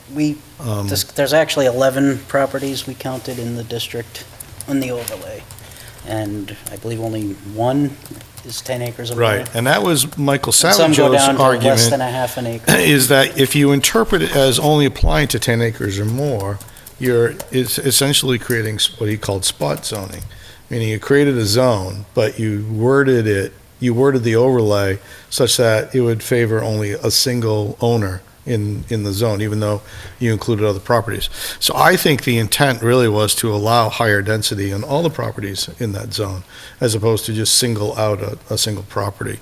And I think we can fix the wording to get that intent across. And I think that some of the people on the board agreed with that approach, that we want to be able to say, we have control of the density, but that it can't exceed 8 units per acre. And so like the wording that I came up with is, the density shall be determined by the planning board to fit within surrounding properties and intended use, but shall not exceed 8 units per acre. And I thought if we had terminology like that in, then it makes it clear to everybody that it's our determination what the density can be. That's- But the maximum would still be 8 units per acre under any circumstances. Yeah, I agree. I don't interpret it in any way that they're entitled to maximum density on any property under 10 acres. And that's kind of why I propose this now, because, again, it's the last property to be developed, and there's no sense in us haggling over interpretation when we can just decide on an appropriate density. So, Mr. Chance, based on your read, do we have the authority to make that call now with the current language? to amend the bylaw, we can. No. What I'm asking is if based on how kind of the discussion we had at our last meeting, based on the current read, do we have the ability to make that call? That Or is we that a have ZB? oversight over the appropriate density? Yes. That's how I read it. Or is that a ZBA question in this district? Did we, That is unfortunately the way it's worded. That is the piece that's subject to interpretation, right? And you can ask 5 different people and you might get 5 different views. I know we've asked 3 or 4 people and we have documented different views. that's why I want to so- ask for another opinion, because it's just going Right. to muddy the waters. It is subject to interpretation. And my interpretation is the intent, which is what is, in my opinion, what should drive the planning board. The intent of the bylaw is that we wanted to enable more dense use up to a limit, and that we wanted the planning board to have control through site plan approval to be able to approve that so that it could facilitate the development of that area and recovery from the amusement park having gone out of business. And I think that the purpose section kind of implies that as well, that it's our goal to allow development in that area, but still have control and make sure that it's beneficial to the surrounding environment. And that's why I don't agree with anybody who proclaims that everything in that area is eligible to have 8 units per acre, because that does not, in my opinion, necessarily benefit the surrounding communities. And that also, in my opinion, would not be what the intent of the bylaw was. That would actually equate to 27 units for a Right. 3.5 acre Right, parcel. and I just don't think that was the intent of the bylaw. So, that's my opinion on that, which is pretty much the same as what I said last year when we had this discussion with Mr. Savageau. And, so what I would propose is that we understand that the planning board has control over the density, and we can approve something with more than 1 unit per lot, up to 8 units per lot, but that we should do so and in accordance with what we think is appropriate for that location, with the surrounding neighborhood, with the surrounding area, and something that would benefit the community.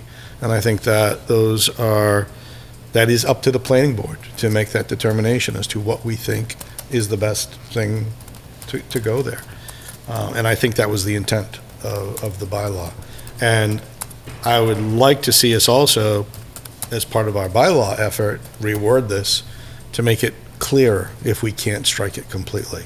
I know the wording of it was really bad, and we tried to get it struck from the bylaws before. We're not successful. But now I think that we have an opportunity, we could make it clearer so that people understand what the intent really is. Right, and this was also included in the definitions and use table that we've been working on for a year and a half now, so it's, and the warrant's open, and are we on, what kind of a time crunch are we on if we wanted to amend it before town meeting? Yes. Yeah. No, we have to have a public hearing. Yeah, well, the public hearing just has to be before town meeting. Right, we have to do that anyway, because the Yeah. whole thing is going before town meeting. Correct. All the And- changes. I think it would be much easier to get clarification into it, though, I mean, I think than striking yeah. it. Oh, I agree. And I Yeah, think that let's honestly, just modify minimal amount. Sorry. it's all right.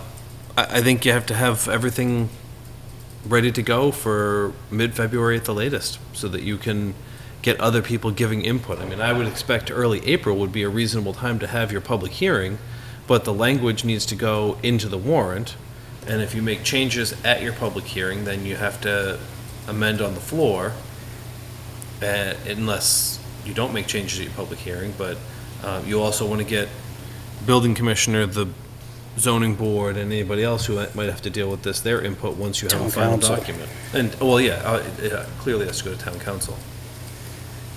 So if I may, my understanding, and let me just say, I entirely agree with most of your premises, but my understanding of the conversation we had at the last meeting was, do we think that we have the ability to accept that application based on what's written already, not how can we change it to accept it?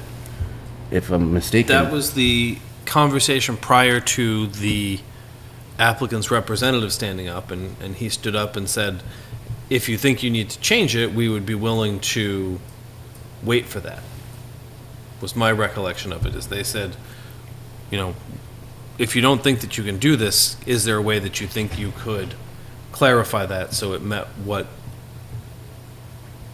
We can amend it. half at of any- you are saying and Right. half of you I mean- are disputing?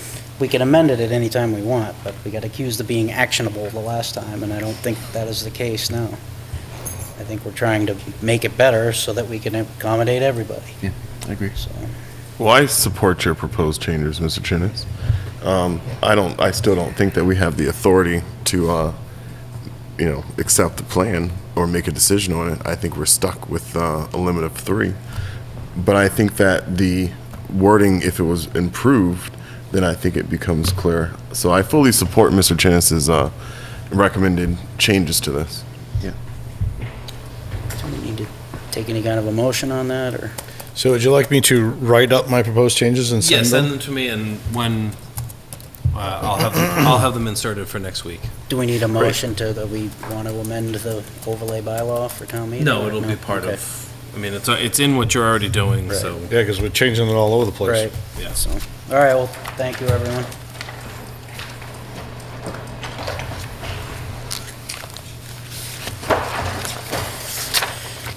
No more on that from anyone? Good. All righty, minutes approval. Did everybody get a chance to review the minutes? I did have one small amendment on the second. Go ahead and write it in. Sorry, pardon me? Go ahead and write it in. I actually did write Sure, it. Marjorie sent us saying, why didn't you email me? Oh, that?" all right. So, just in the discussion under Prospect Street, the second paragraph, it says, G. Bittner opined that the board has the ability to pick a density between 3 and 8. It should be 1 unit per acre and 8 units per acre, is what the gist of what I was saying. Not just 3 units or 8 units. Does anyone else have any other edits? Yeah, just on the I was gonna let it stay, but since we're making changes, on that same section, I think you're talking about page 2, so maybe we are 4 lines up, both G. Bittner and M. Jeffries were of the opinion that the board had discretion to set the density. That's not what I believe. I think the ZBA has the discretion to set the density.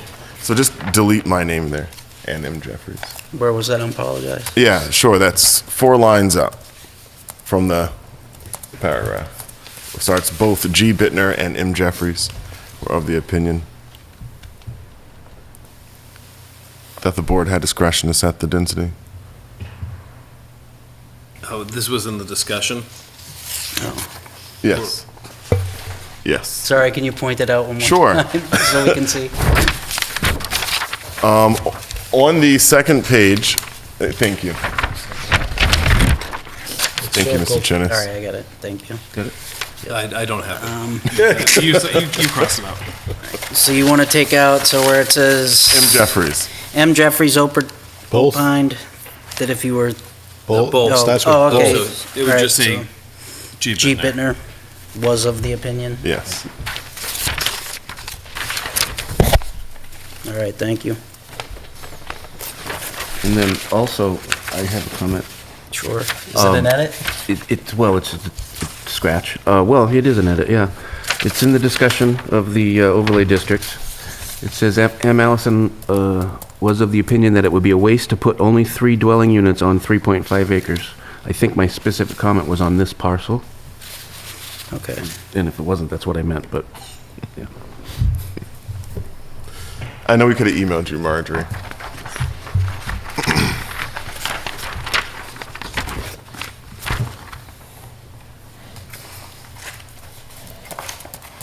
Need a sharper pencil. Sorry, Marjorie. All right. Is that it for edits? All right.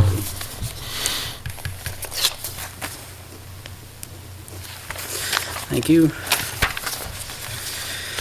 Moving on to committee reports. Capital planning. Yes, we met, 2 Tuesdays ago. We're gonna meet again tomorrow. We didn't meet the previous Tuesday because we were waiting to hear back from the findings on the estimates for the 5 buildings, the improvement estimates, the required monies. So we didn't meet last week, and then in between, we found out that the estimate's not gonna come in until after tomorrow anyway. So tomorrow, I believe we are obligated to prioritize all the requests that we've gotten, which I believe total about $2.3 million out of what was available is like 600,000.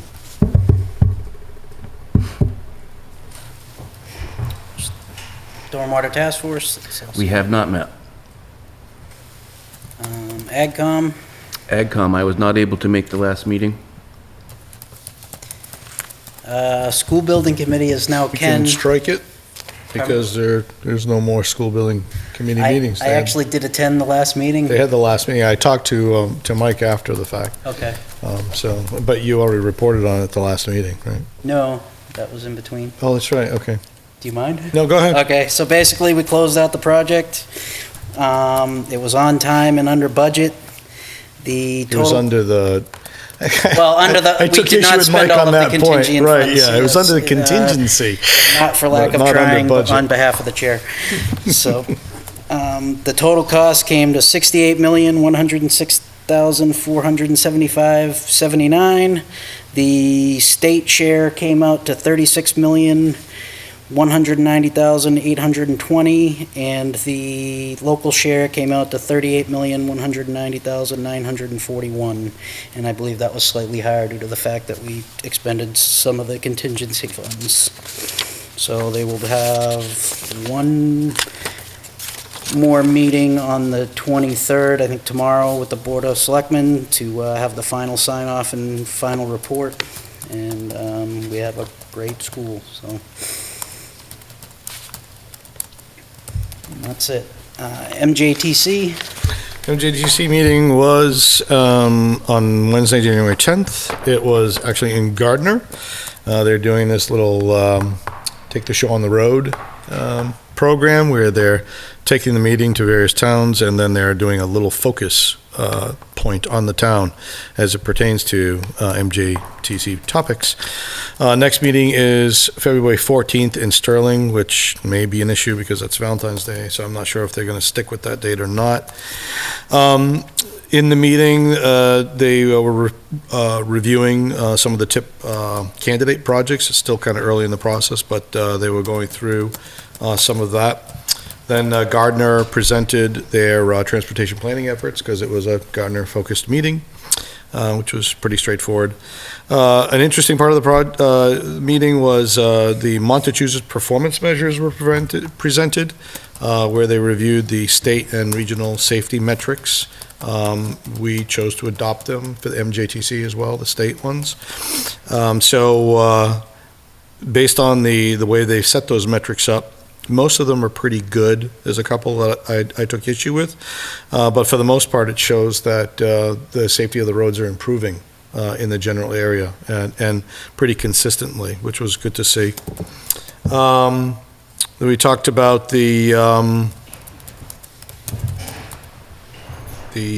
see, that was actually it. The rest of it was just the standard boilerplate presentation stuff. And some announcements of upcoming meetings. So, pretty uneventful. All right. MRPC and open space, I believe, are Dave. I was at MRPC as well. Oh, okay, if you'd like to. Yeah, MRPC, so the meeting, I believe this was last week. 2 weeks ago. And it was mostly a finance-related meeting with the budget cycle, I guess, that we're all in. So we were really going over just numbers for the most part. We did have some discussion on DLTA, but it was a lot of policy stuff. I guess the highlight, they're looking to make their building more pet-friendly. That was a pretty big discussion piece. We also spent some time talking about an updated MRPC sexual harassment policy. And I want to comment on this one because I voted against it. So they've taken their sexual harassment policy and they've really strengthened the language of it to make it clear that sexual harassment is not going to be tolerated from any vendors that work with the MRPC or any personnel who are employed by MRPC. So I did support the language of the policy. My reason for voting against it was I don't think it did enough. So I think that part of equalizing the playing field, in my opinion, again, trying to represent the interests of our town, but part of, leveling the playing field, making sure that people who are in employment type situations are not being harassed, that they're not, especially that women are not being treated like, pieces of meat, which is, I think, historically been a really big problem in this country. But I think that we need to do more than just say that we're not going to tolerate sexual harassment. I think that it really comes down to also explaining, when people are thrust into leadership positions, it changes you in many different ways. And I think that there needs to be more trainings in the sense of making people aware that when you are in a leadership role, that not everyone that smiles at you is your friend, and that you certainly need to make it clear that your actions are a little bit different. So I think that we need to have a leadership training piece added on to the sexual harassment policy, as well as the training piece. When you're making your complaint, what are the qualifications of the person who's receiving the complaint? What trainings are they going through? How are they staying informed? So in the absence of that information, I voted against the policy with the hope that those pieces of the puzzle will be added in. Thank you. Green Communities Task Force, there's no report. I'll take some things out of turn. Is everybody prepared to go over definitions use table or? Charter Review Committee. Charter Review Committee, my apologies. Charter Review Committee, we have a meeting on Wednesday of this week. We have, because of the last meeting, several members of the committee were part of the school building committee, so they were unable to attend that meeting where they came in later.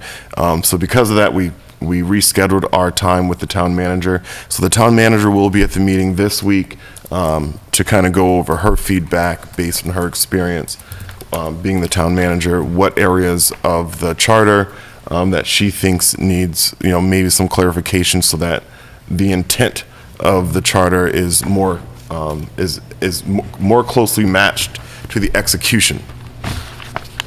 And that meeting's this Wednesday in the Ritter, 7 o'clock. All right. I just wanted, before we get to the Snore Fest, is there any public comment from the public since we have people sitting there? No? Okay. So we can move on to definitions and use table. Yeah, I'll just, Thursday will be, at the Finance Committee, the town manager will be giving the 5-year financial forecast. That's 7 PM here, so if you're really into numbers, tune on in. And Friday of this week at the Bull Run is the Economic Development Forum with Rep. Benson and former Senator Flanagan. I believe they'll be talking marijuana and other economic-related items for the region. I was hoping Must be to in the attend. afternoon or something? Yeah, it's 1:30 to midday. 3:30. Yeah. I was hoping to attend, but I think I have to work, so.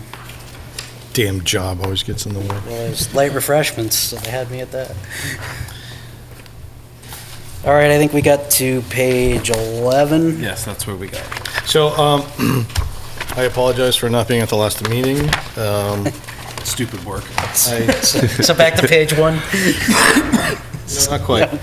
I did review all of your changes. I agreed with most of them. But I'd like to revisit just a couple things, if you don't mind. Sure.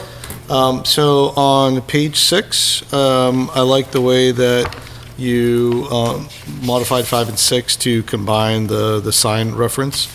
But the one thing that I wanted to add was where it says there shall be no exterior evidence.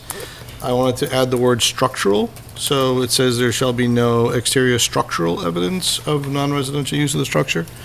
So that we can have, there will be evidence, right, that might not be structural. But if I'm running a car mechanics business, I'm going to have extra cars in my yard, and that's evidence that I have a business there. So I just wanted to, I think the intent there was that you don't modify the structure, so I just wanted to add that qualifying word. And then I actually had, you guys went back and forth on 7, and I don't know where you ended up on it, but I thought 7 should be struck. Did That you was end where up we ended up striking on it? Yeah. Okay, because that's, I just wanted to make sure it was struck. Before we go, okay, we'll come back and talk about. Yeah, well, I mean, if you want to, do you have something on 6 or 7, or? It's on 6. I just, I'm questioning the original intent about the non-residential use in the residential area.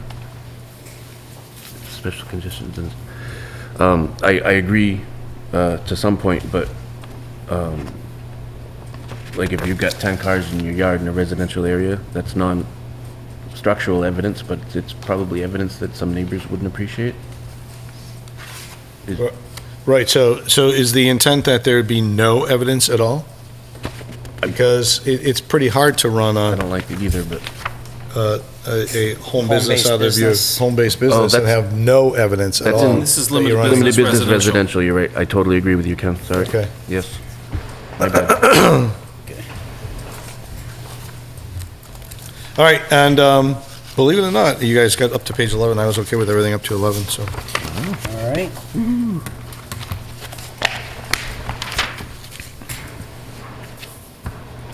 Did we complete 11, or I thought? No. No, okay.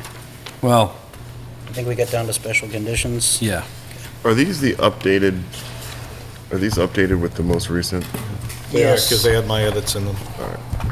This does not reflect the edits and updates that we did at the last meeting. Okay, Right. all right, so I don't need to Right. mention page I'm 1. trying to not go through reams and reams of paper to, Trying- reprint 10 pages. Plow through it You printed once. it again? No, No. Oh, okay. we just shoved it back in your little envelope. Oh, well, I Or don't do my. if you took it home, then Okay. hopefully you brought it back. I did. Thanks for coming. Thank you. All right, so you said we were up to, you guys got up to special conditions and design yep. standards? Of Office Park Industrial, yes. Yep, okay. That was more for me than you.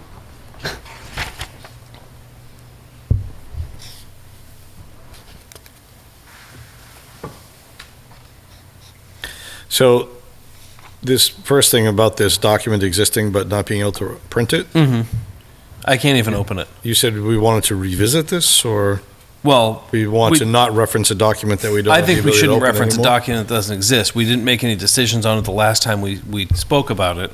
And I think most of what is in that document is covered under the revisions to the parking standards, which we did a year and a half or so ago. Okay, and those parking standards cover every place, not Yes, just, not just office industrial. okay. So we could strike one without causing any pain and angst? I believe so. Would we all be okay with striking one? Because that was going to be my recommendation. I think your setup is a little different than mine. Page 11, special Page conditions and 11, design special standards, number conditions one. and design standards. I have that on page 10. You were running with a different version. Well, I might be the wrong one. I have draft I have the same as 5/11, Ken. 2017. Yep. Draft 5, 11. I have 4. 24 October. Yours is old. You need the new one. Look at that. Luckily, Marjorie comes prepared. Thank you, Marjorie. I grabbed the But of course, all your little notes are going to be gone with this one. Yeah. Every time you give me a new version, I'm like, oh, no. Exactly. Thank you, Marjorie. That's why I try not to print them out too Yeah, much. yeah, yeah. Well, I grabbed the marijuana bylaw by accident out of my truck instead of this. Much easier. All right, so it's on page 11, and I'm proposing we strike one.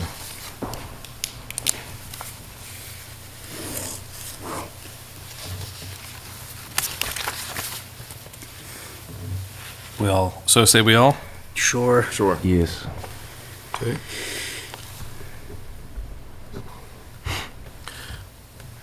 So number 2, that was your input, Adam? Yes. About the Correct. We had counting? we had talked about it, and it's a good start, but buffer strip shall be landscaped and covered with natural indigenous growth to the area. I mean, grass and moss are Right, indigenous to the I was area. gonna say, you could have 10-foot shrubs or grass.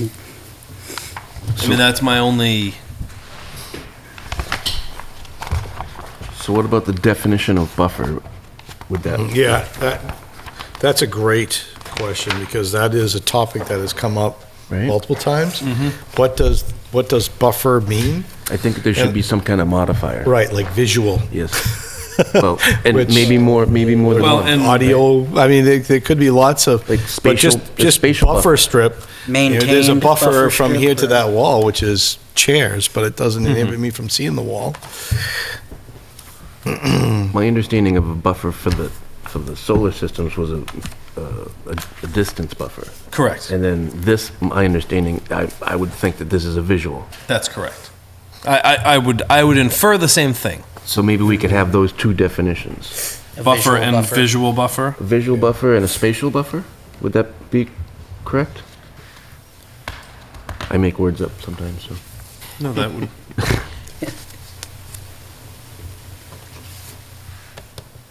Maybe just distance buffer. So in this one, Mr. Allison, you're proposing adding in the word visual? Well, actually, I was actually looking towards the definition, but if There isn't one. there isn't one, so if we add that, it's still going to be as ambiguous as it is, right? Yeah, but if we No, if we- say it's a visual buffer strip, and then we add it to the definitions table Correct. and we define it, If we, Then it I mean, will not be if we're ambiguous. already amending, why not just amend section 2 That- as well? in the definition, that's where you should put the shade trees, and shrubs, and ornamental trees, and blah. Well, blah, yeah, I mean, and I don't know that you necessarily need to put an accounting of it in the Doesn't have to have definition. accounting, It should but- just be a combination of ornamental, shade. Yeah, Create just it, yeah. describing that it's a variety of different heights and types of planted material. So do we have more than just spatial and visual buffers? Do we have buffer strips that are just for ornamental purposes? Like- Open space. I would consider that a type of visual buffer. Well, then should we subdivide visual buffer into No, what what's, we need is a buffering A Because, visual buffering landscaping bylaw. And Well, that would right. cover all of those things. because that's what it says in 3, visually screened, that could Yeah. be a fence, but it should be like a visually screened landscape buffer. Oh, okay, visually screened, yeah, okay. But you have to So be you can specific say, to you can say that you plants have a or visual screen with a buffer, with a visual buffer, a natural, natural. well, because then you How get into about we fences just- and stone walls and, How It's about we gonna say be the like the sign bylaw in a minute. the plan shall show a buffer strip which shall screen. visually screen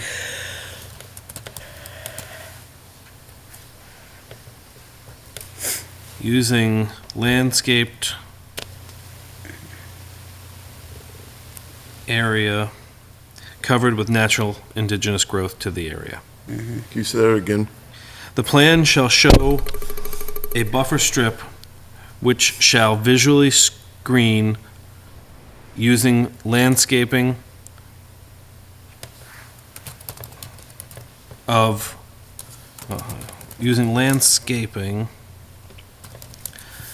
of natural growth indigenous to the area. So The strike plan that. shall show a buffer strip which shall visually screen using, that doesn't sound right.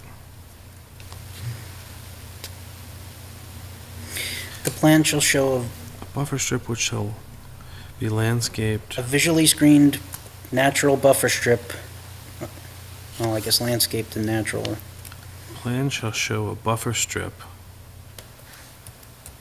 Which shall create a visual screening using landscaping covered with natural growth indigenous to the area. But what are we visually screening at this point, is what I guess where I'm,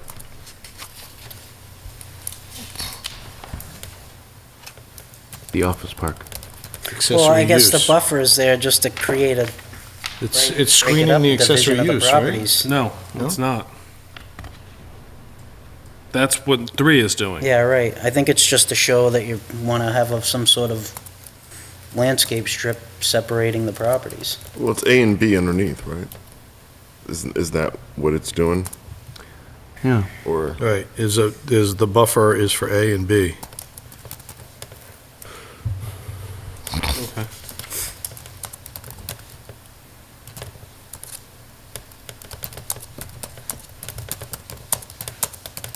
And maybe it's not even intended to be a visual buffer, they're just saying a 50-foot buffer and a 20-foot buffer. 20 feet on the sides and rear and 50 feet where it's residential purpose.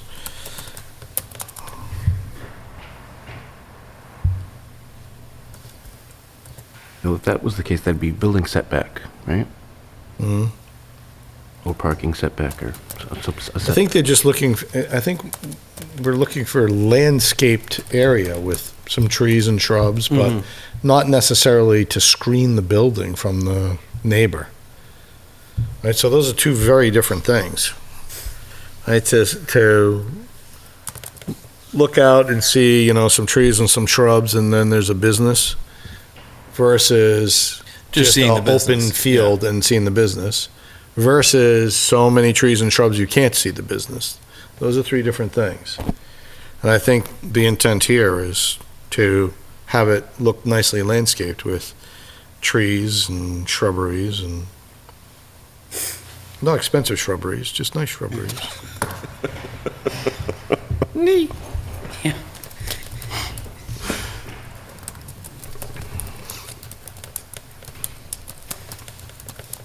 So maybe So we're just trying to create a landscaped it's a, area. yeah, it's Right. a visual breakup, not a visual screen.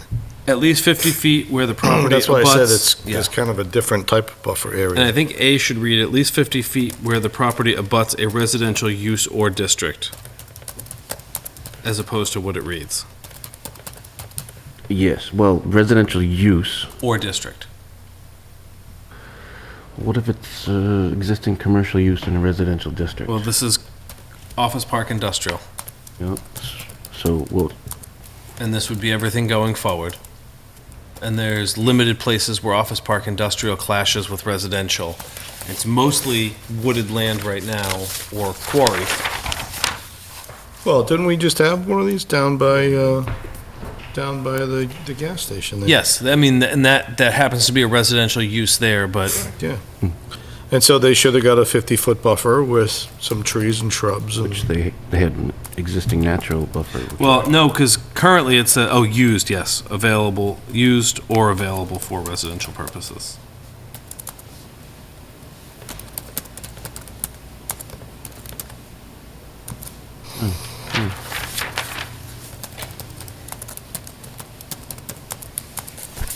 So then residential use or district would be, make that more clear, right? I think it's just a cleaner way to say it. Yeah. So rather than district, the suggestion was the parcel or the At least Yeah. 50 feet where the property abuts property? a residential use or district. So property, a property implies the application. Correct. The industrial or the office park industrially zoned land.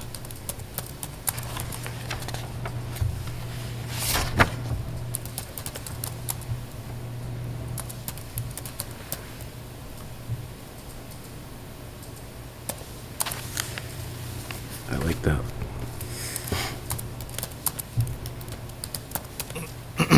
Anything else with this one? Nope. Why was 4A highlighted? 4A. Oh, because we go into the next page is really, there's a floor area limitation and a lot coverage limitation. I think we should strike the floor area limitation and leave it as lot coverage.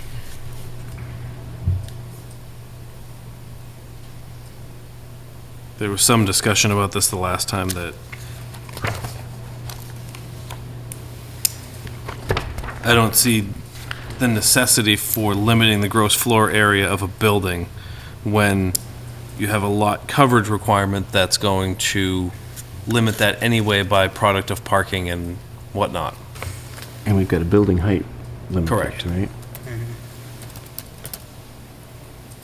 So I was curious on, is the intent that if it's an office park or office building, it'll be 90% because the parking lot has to be so large? Is that why it's It so much allows bigger? it up to, yeah. Okay.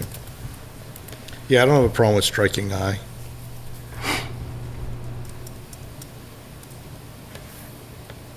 So we're gonna have lot coverage by building and by parking? Well, yeah, I mean, in coverage the- is coverage. Well, they're talking about gross floor area, so that's just building coverage, and then they're... Correct, and then there's Yeah, lot, so he's saying- then there's lot coverage, so you would be subject to both. But if someone were to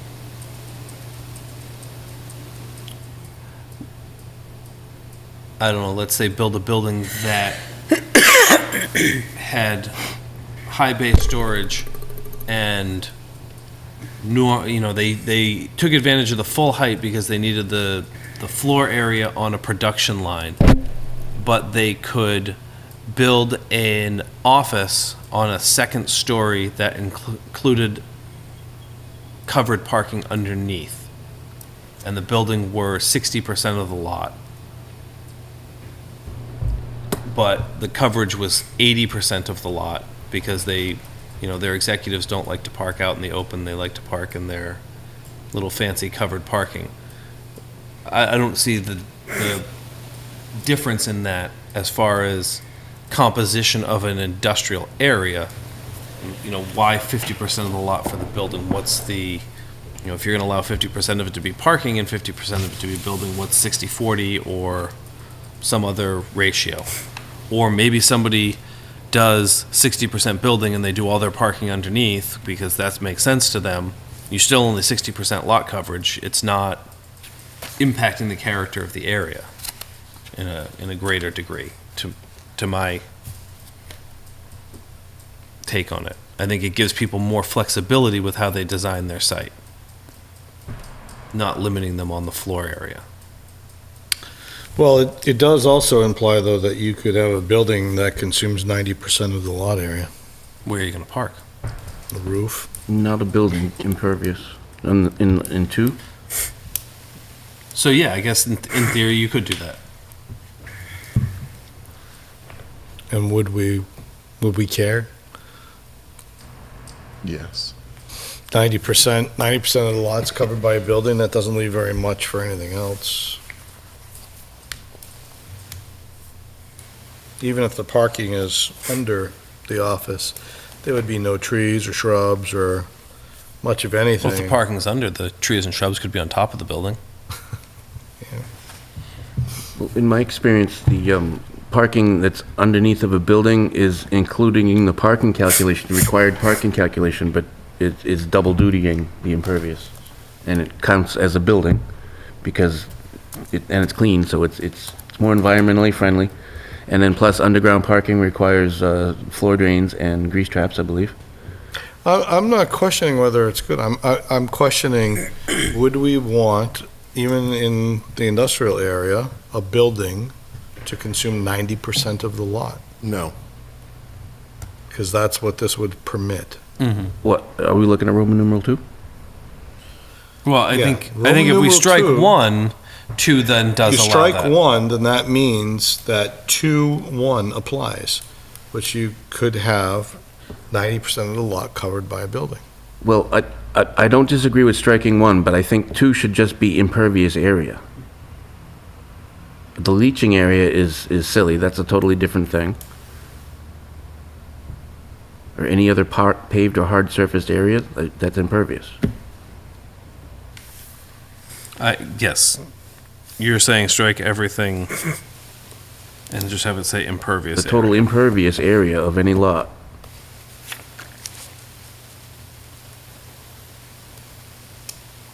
Shall not exceed, right? Does that make sense to everybody? It does. Just combines them all. But I also agree, see your point, Mr. Chennis. So we're going back to 1-1, right? I-1. So then what would be, Mr. Chennis, a good number here? I'm not, all I'm saying is that striking I has, Creates that potential. creates the potential to have a building that consumes 90% of the lot. And that could be an unintended consequence of striking I. And by keeping I don't think we're creating, I mean, maybe, is there a number between 50 and 90 that we think is acceptable? Well, it looks like it think 90. allows 70 for storage, You think 90 's fine? distribution, and anything else. Oh, that's the seems high to me, too. Yeah, I thought we did 80. 50 seems fine, Commercial? 90 seems high. And so by striking I, we're basically bumping it from 50 to 90, and that's what my question was, whether that we thought that made sense.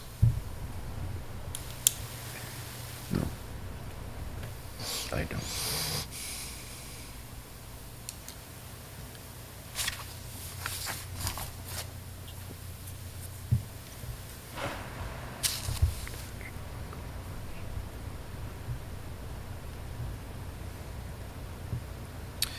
So I find this curious.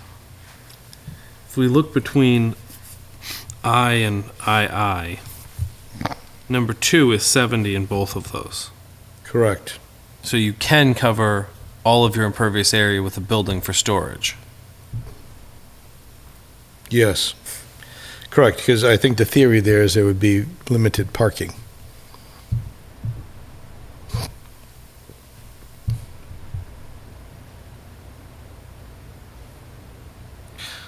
It's also interesting, the only allowable use is the one that has the least building coverage.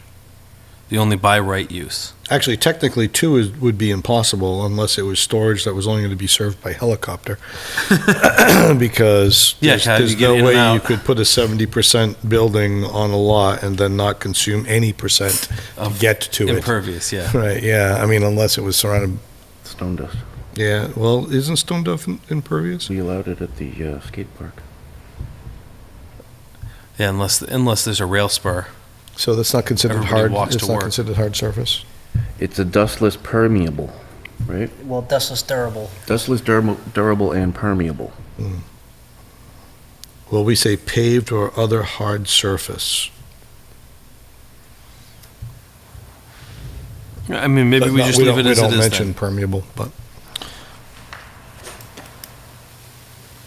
Maybe we should say paved or other impermeable surface. I think impervious area will generally Sorry, cover pervious. it. Oh, does it already say that? The total area of any lot devoted to impervious area shall not exceed. That was a change. Oh, that was the change we put in, Yeah. I didn't catch that. And I mean, buildings count as impervious even though their runoff is considered clean. Okay. Okay. So that one we'll just leave. So, yeah, so we're back to I-50, I-1, and I-1. I mean, you make a valid point, and maybe it's better to just leave it as it is. We don't have a ton of industrial building going on right now where people are clamoring for it anyway. Yeah, I think if we get a use case where someone wants to make the building 60% of the lot and the parking 40%, then we could always Mhm. approve it and Well, and waive the rule, right? 3 says not to exceed 70% on any other use. So if they wanted to do the office park, then they're off to the zoning board. No, because they have 50% for a building and 90% for the total area. 50% for an office park or office building. Yeah. 3, an amount determined by the planning board not to exceed 70% of total lot area for any other use.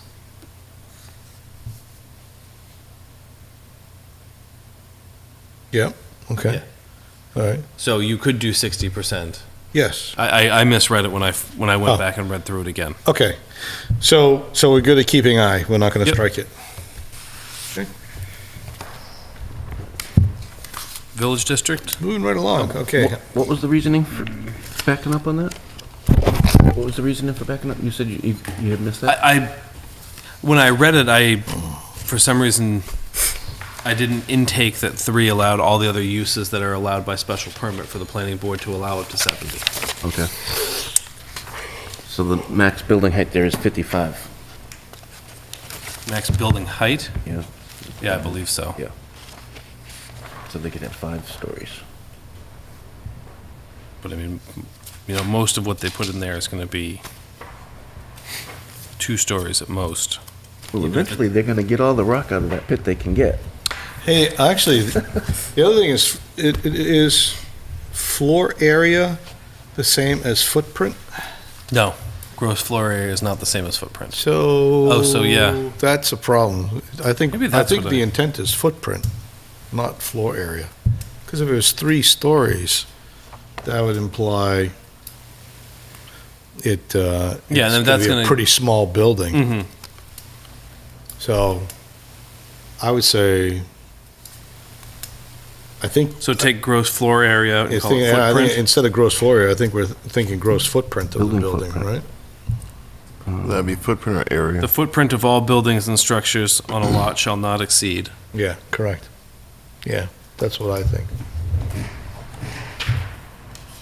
If you have a 3-story office building, you don't want to restrict them to 12% of the lot, Mm-hmm.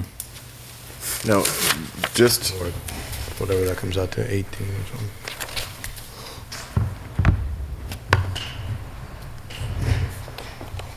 the definition of footprint. Yep. If you were to, and Mr. Allison, I think you can probably answer this question.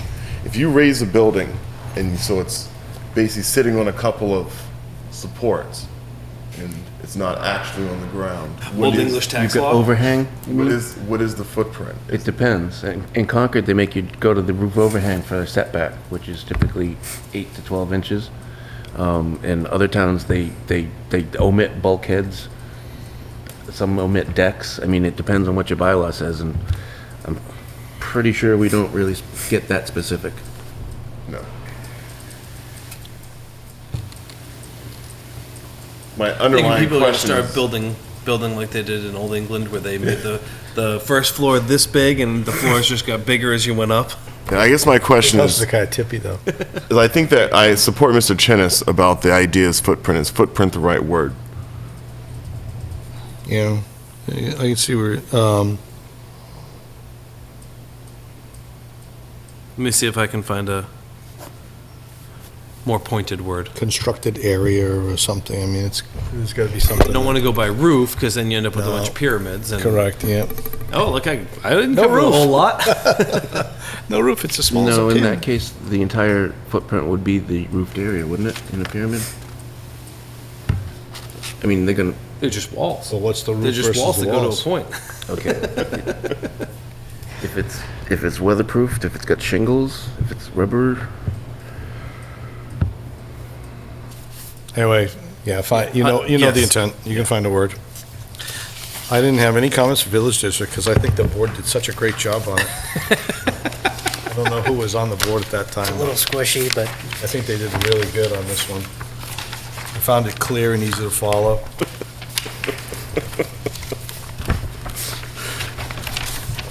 yeah, sure, me too. I actually did reread it, but I didn't see anything that stood out. I reread it a couple of times looking for that minimum, 10 acres?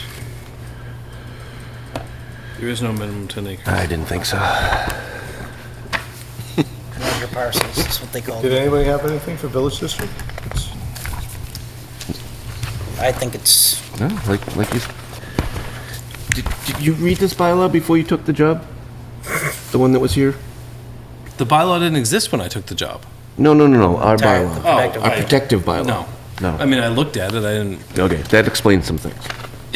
I mean, it's like anything else. It's it's open to interpretation. and the more you read it, the weirder it gets. And you liked the one of the... Mr. Chair? Yes, sir. I just wanted to mention that, I was going to mention in the comments in the beginning, but I wasn't able to, but I need to leave at 9 o'clock.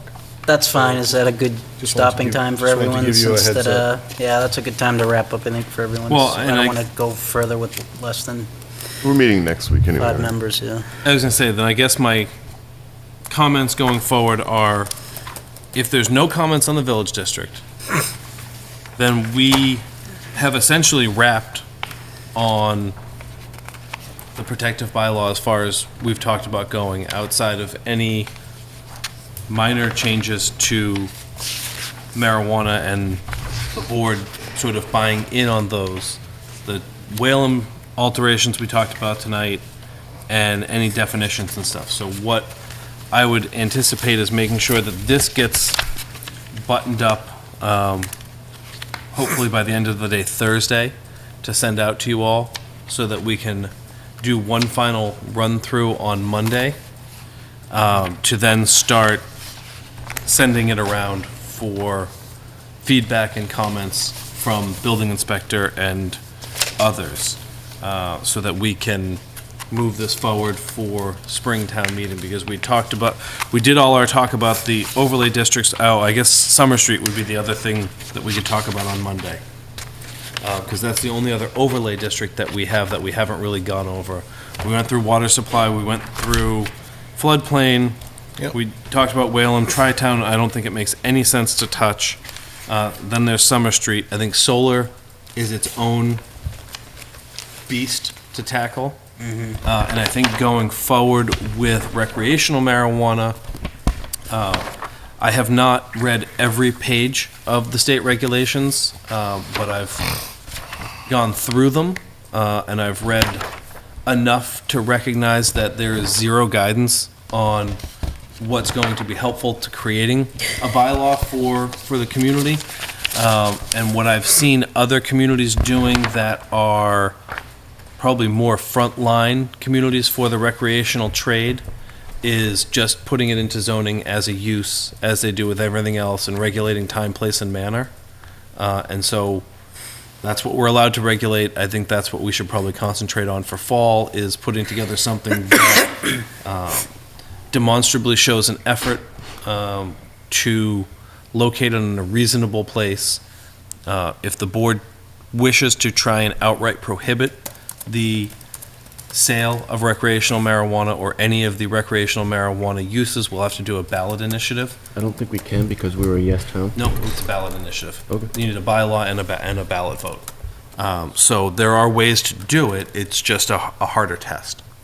I don't necessarily think the board's going to do that.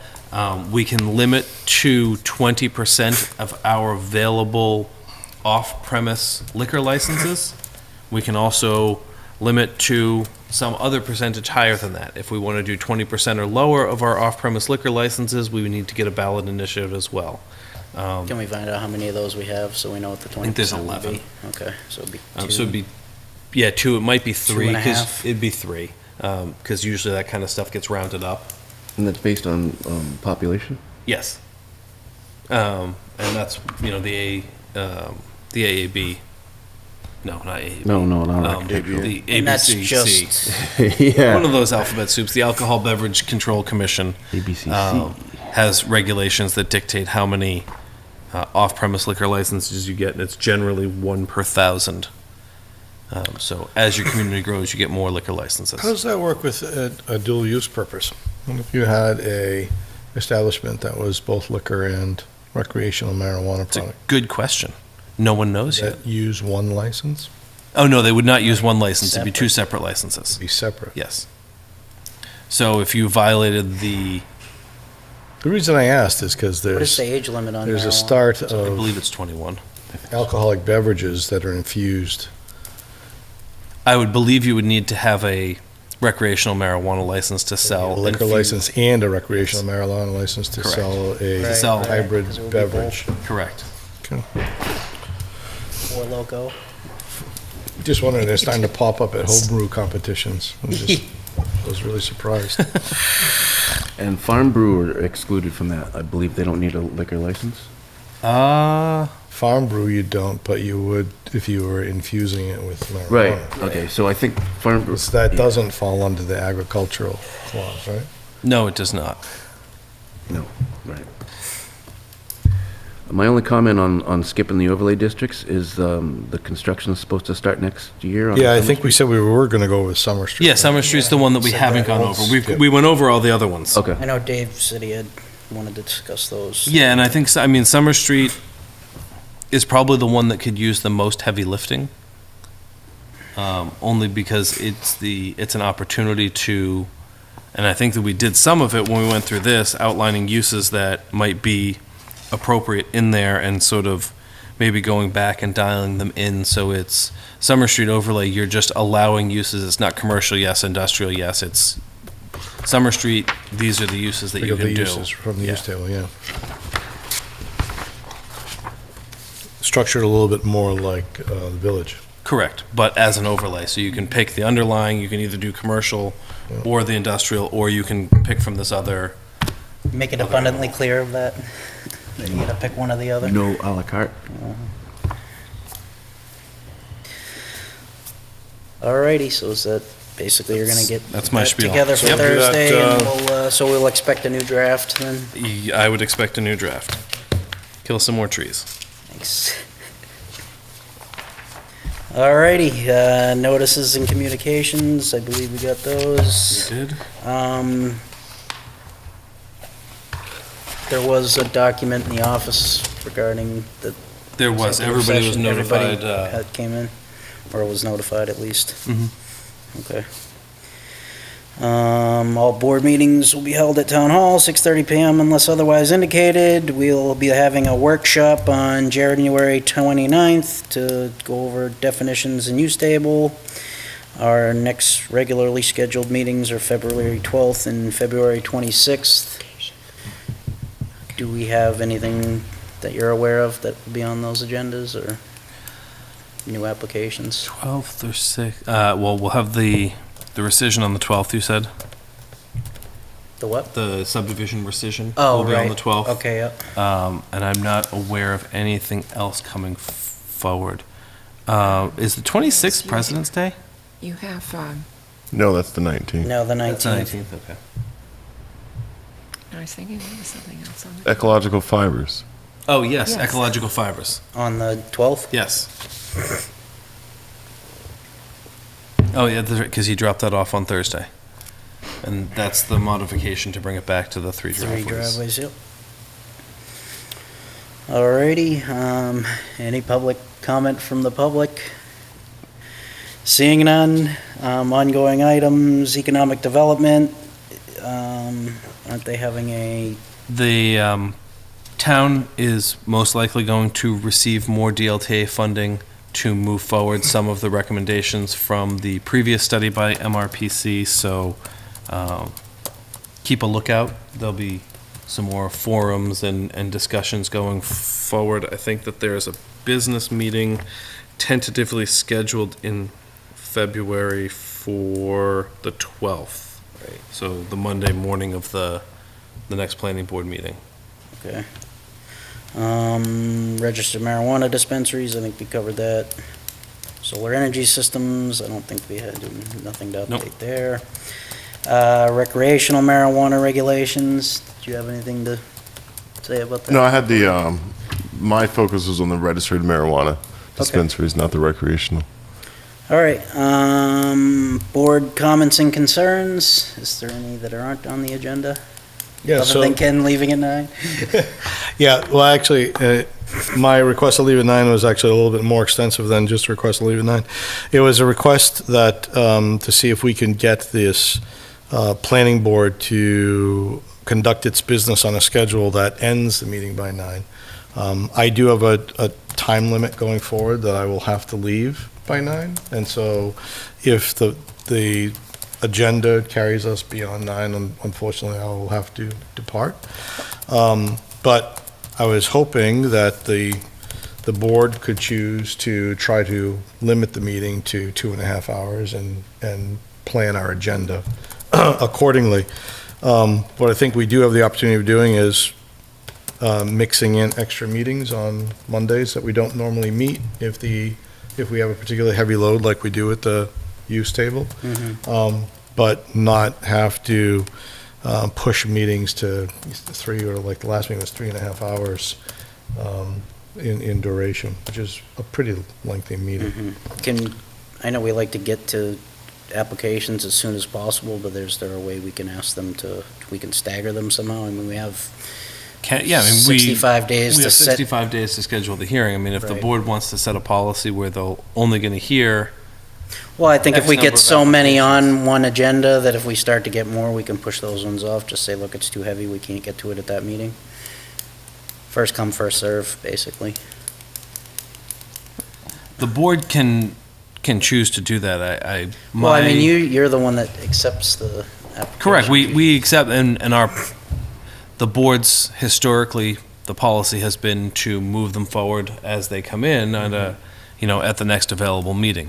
Okay. We have the right to wait 65 days or any portion thereof prior to setting a public hearing. Yeah, but I'm- I talked to town council about that, and he said that runs into the 90 days. On special permits, it does. Okay.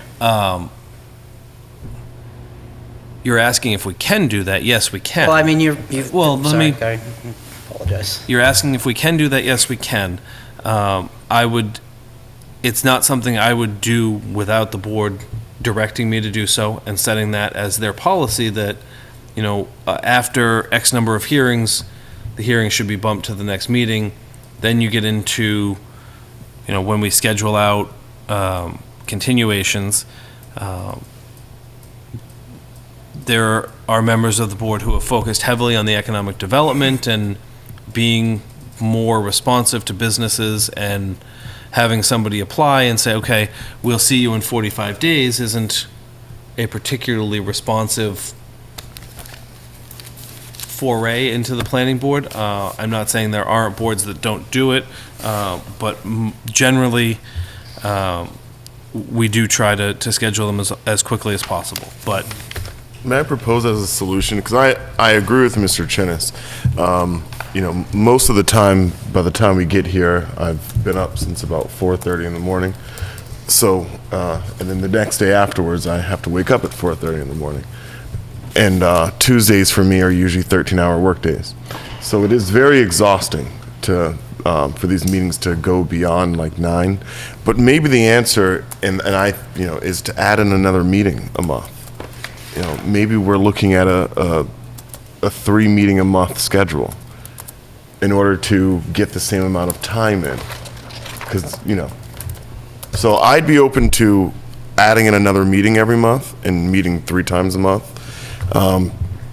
And also with a policy that we are going to limit our meetings to about 9. But I also agree with Mr. Bernie that we really should make an effort to see people as soon as possible. But if we had more frequent meetings, it wouldn't be such a hassle. I think we've just been really busy lately. Yeah. I mean, more than we had in the previous years. I'm not opposed to doing 3 a month. I mean, we don't have to decide tonight, but if you guys want to think about it. I think we could do it on an as-needed basis. All I'm asking Right. is that we try to be conscious about scheduling, and we've done this before, right? And, I mean, I haven't been on the planning board for that long, but previously we had similar discussions, and we started trying to block the agenda to be time conscious and estimate how long things were going to take, and think about, okay, we've got three things on here that are going to take an hour each. Maybe I shouldn't add in, like, talking about definitions of use Sure. table as another task that we're going to try to accomplish that night, and say, okay, well, we've got extra stuff that it's got to get done, so let's throw an interim meeting in between 2 of the Mondays so that we can get some of this extra stuff done, because I can't fit it all into the schedule. So all I'm asking is that we try to do that. And like I said, unfortunately, I'm going to have to leave at 9 o'clock if we can't. So, and if that creates a problem, then we can talk about what you guys want to do about that. I've petitioned to add extra meetings when needed for a while, so that's fine with me. I'm not opposed to meeting regularly at 3 times a month either, so either Okay. way. What about you, Thank Mr. Allison, is meeting, I've been open about this ever since I've been on the board, is I think that we are obligated to be here as long as we need to be for whatever's on the agenda. If by shortening the agenda, that gets us closer to that goal, I'm not object to that. I'm not object to more meetings. But I don't think that to Adam's point, I don't think we should put off applicants. I think that we're here as long as we need to be, is my opinion. But, you know, and I can definitely appreciate personal schedules too. I mean, this is my bread and butter, so this is, I leave work, I come back to work. So, Yeah. this, I think it's actually, it's uncommon, I think, that the meetings run late because of people coming in for special permits and things like that. I think the meetings run late sometimes because we're working through things ourselves.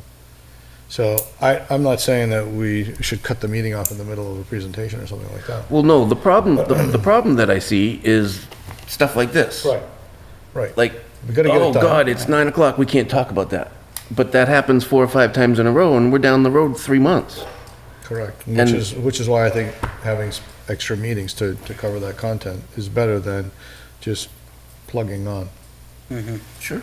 And if we dedicate those to only bylaw review, or in-house such things. We've done it in the past, I just think we need to do it more frequently. Right.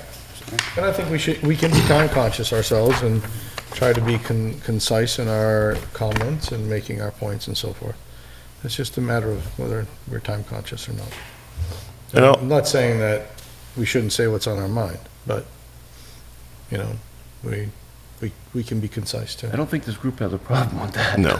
But I would like to note, though, As we discussed that this this for would be, even though we are volunteers, that at the other end of the table are paid employees that I'm sure have, you know, arrangements and lives, and it may put you guys in a very different boat than it puts us in, to add on another one of these nights in the month. So I would just ask that you be mindful and figure out what really works for you guys with us if we do decide to add on another meeting. Encourage you guys to speak up too. I mean, it is your time as well, so if you have anything to say, please say it. Feel free. I don't have anything right now. Okay. Marjorie? I need to think about it. Okay, but again, by all means, speak your mind. You're part of the team too, so. Does that cover what you wanted to cover, Ken? That's it. All righty. Now he's late. Yeah. Was there anything else, or? No, just other than the student initiatives. I have nothing new on Something that. it. All righty. I move that we close the meeting? Second. Adjourn? Any discussion? All in favor? Aye. Aye. All right, good night. Thank you all. To all, a good night. You're a little late for that. That was a couple months ago.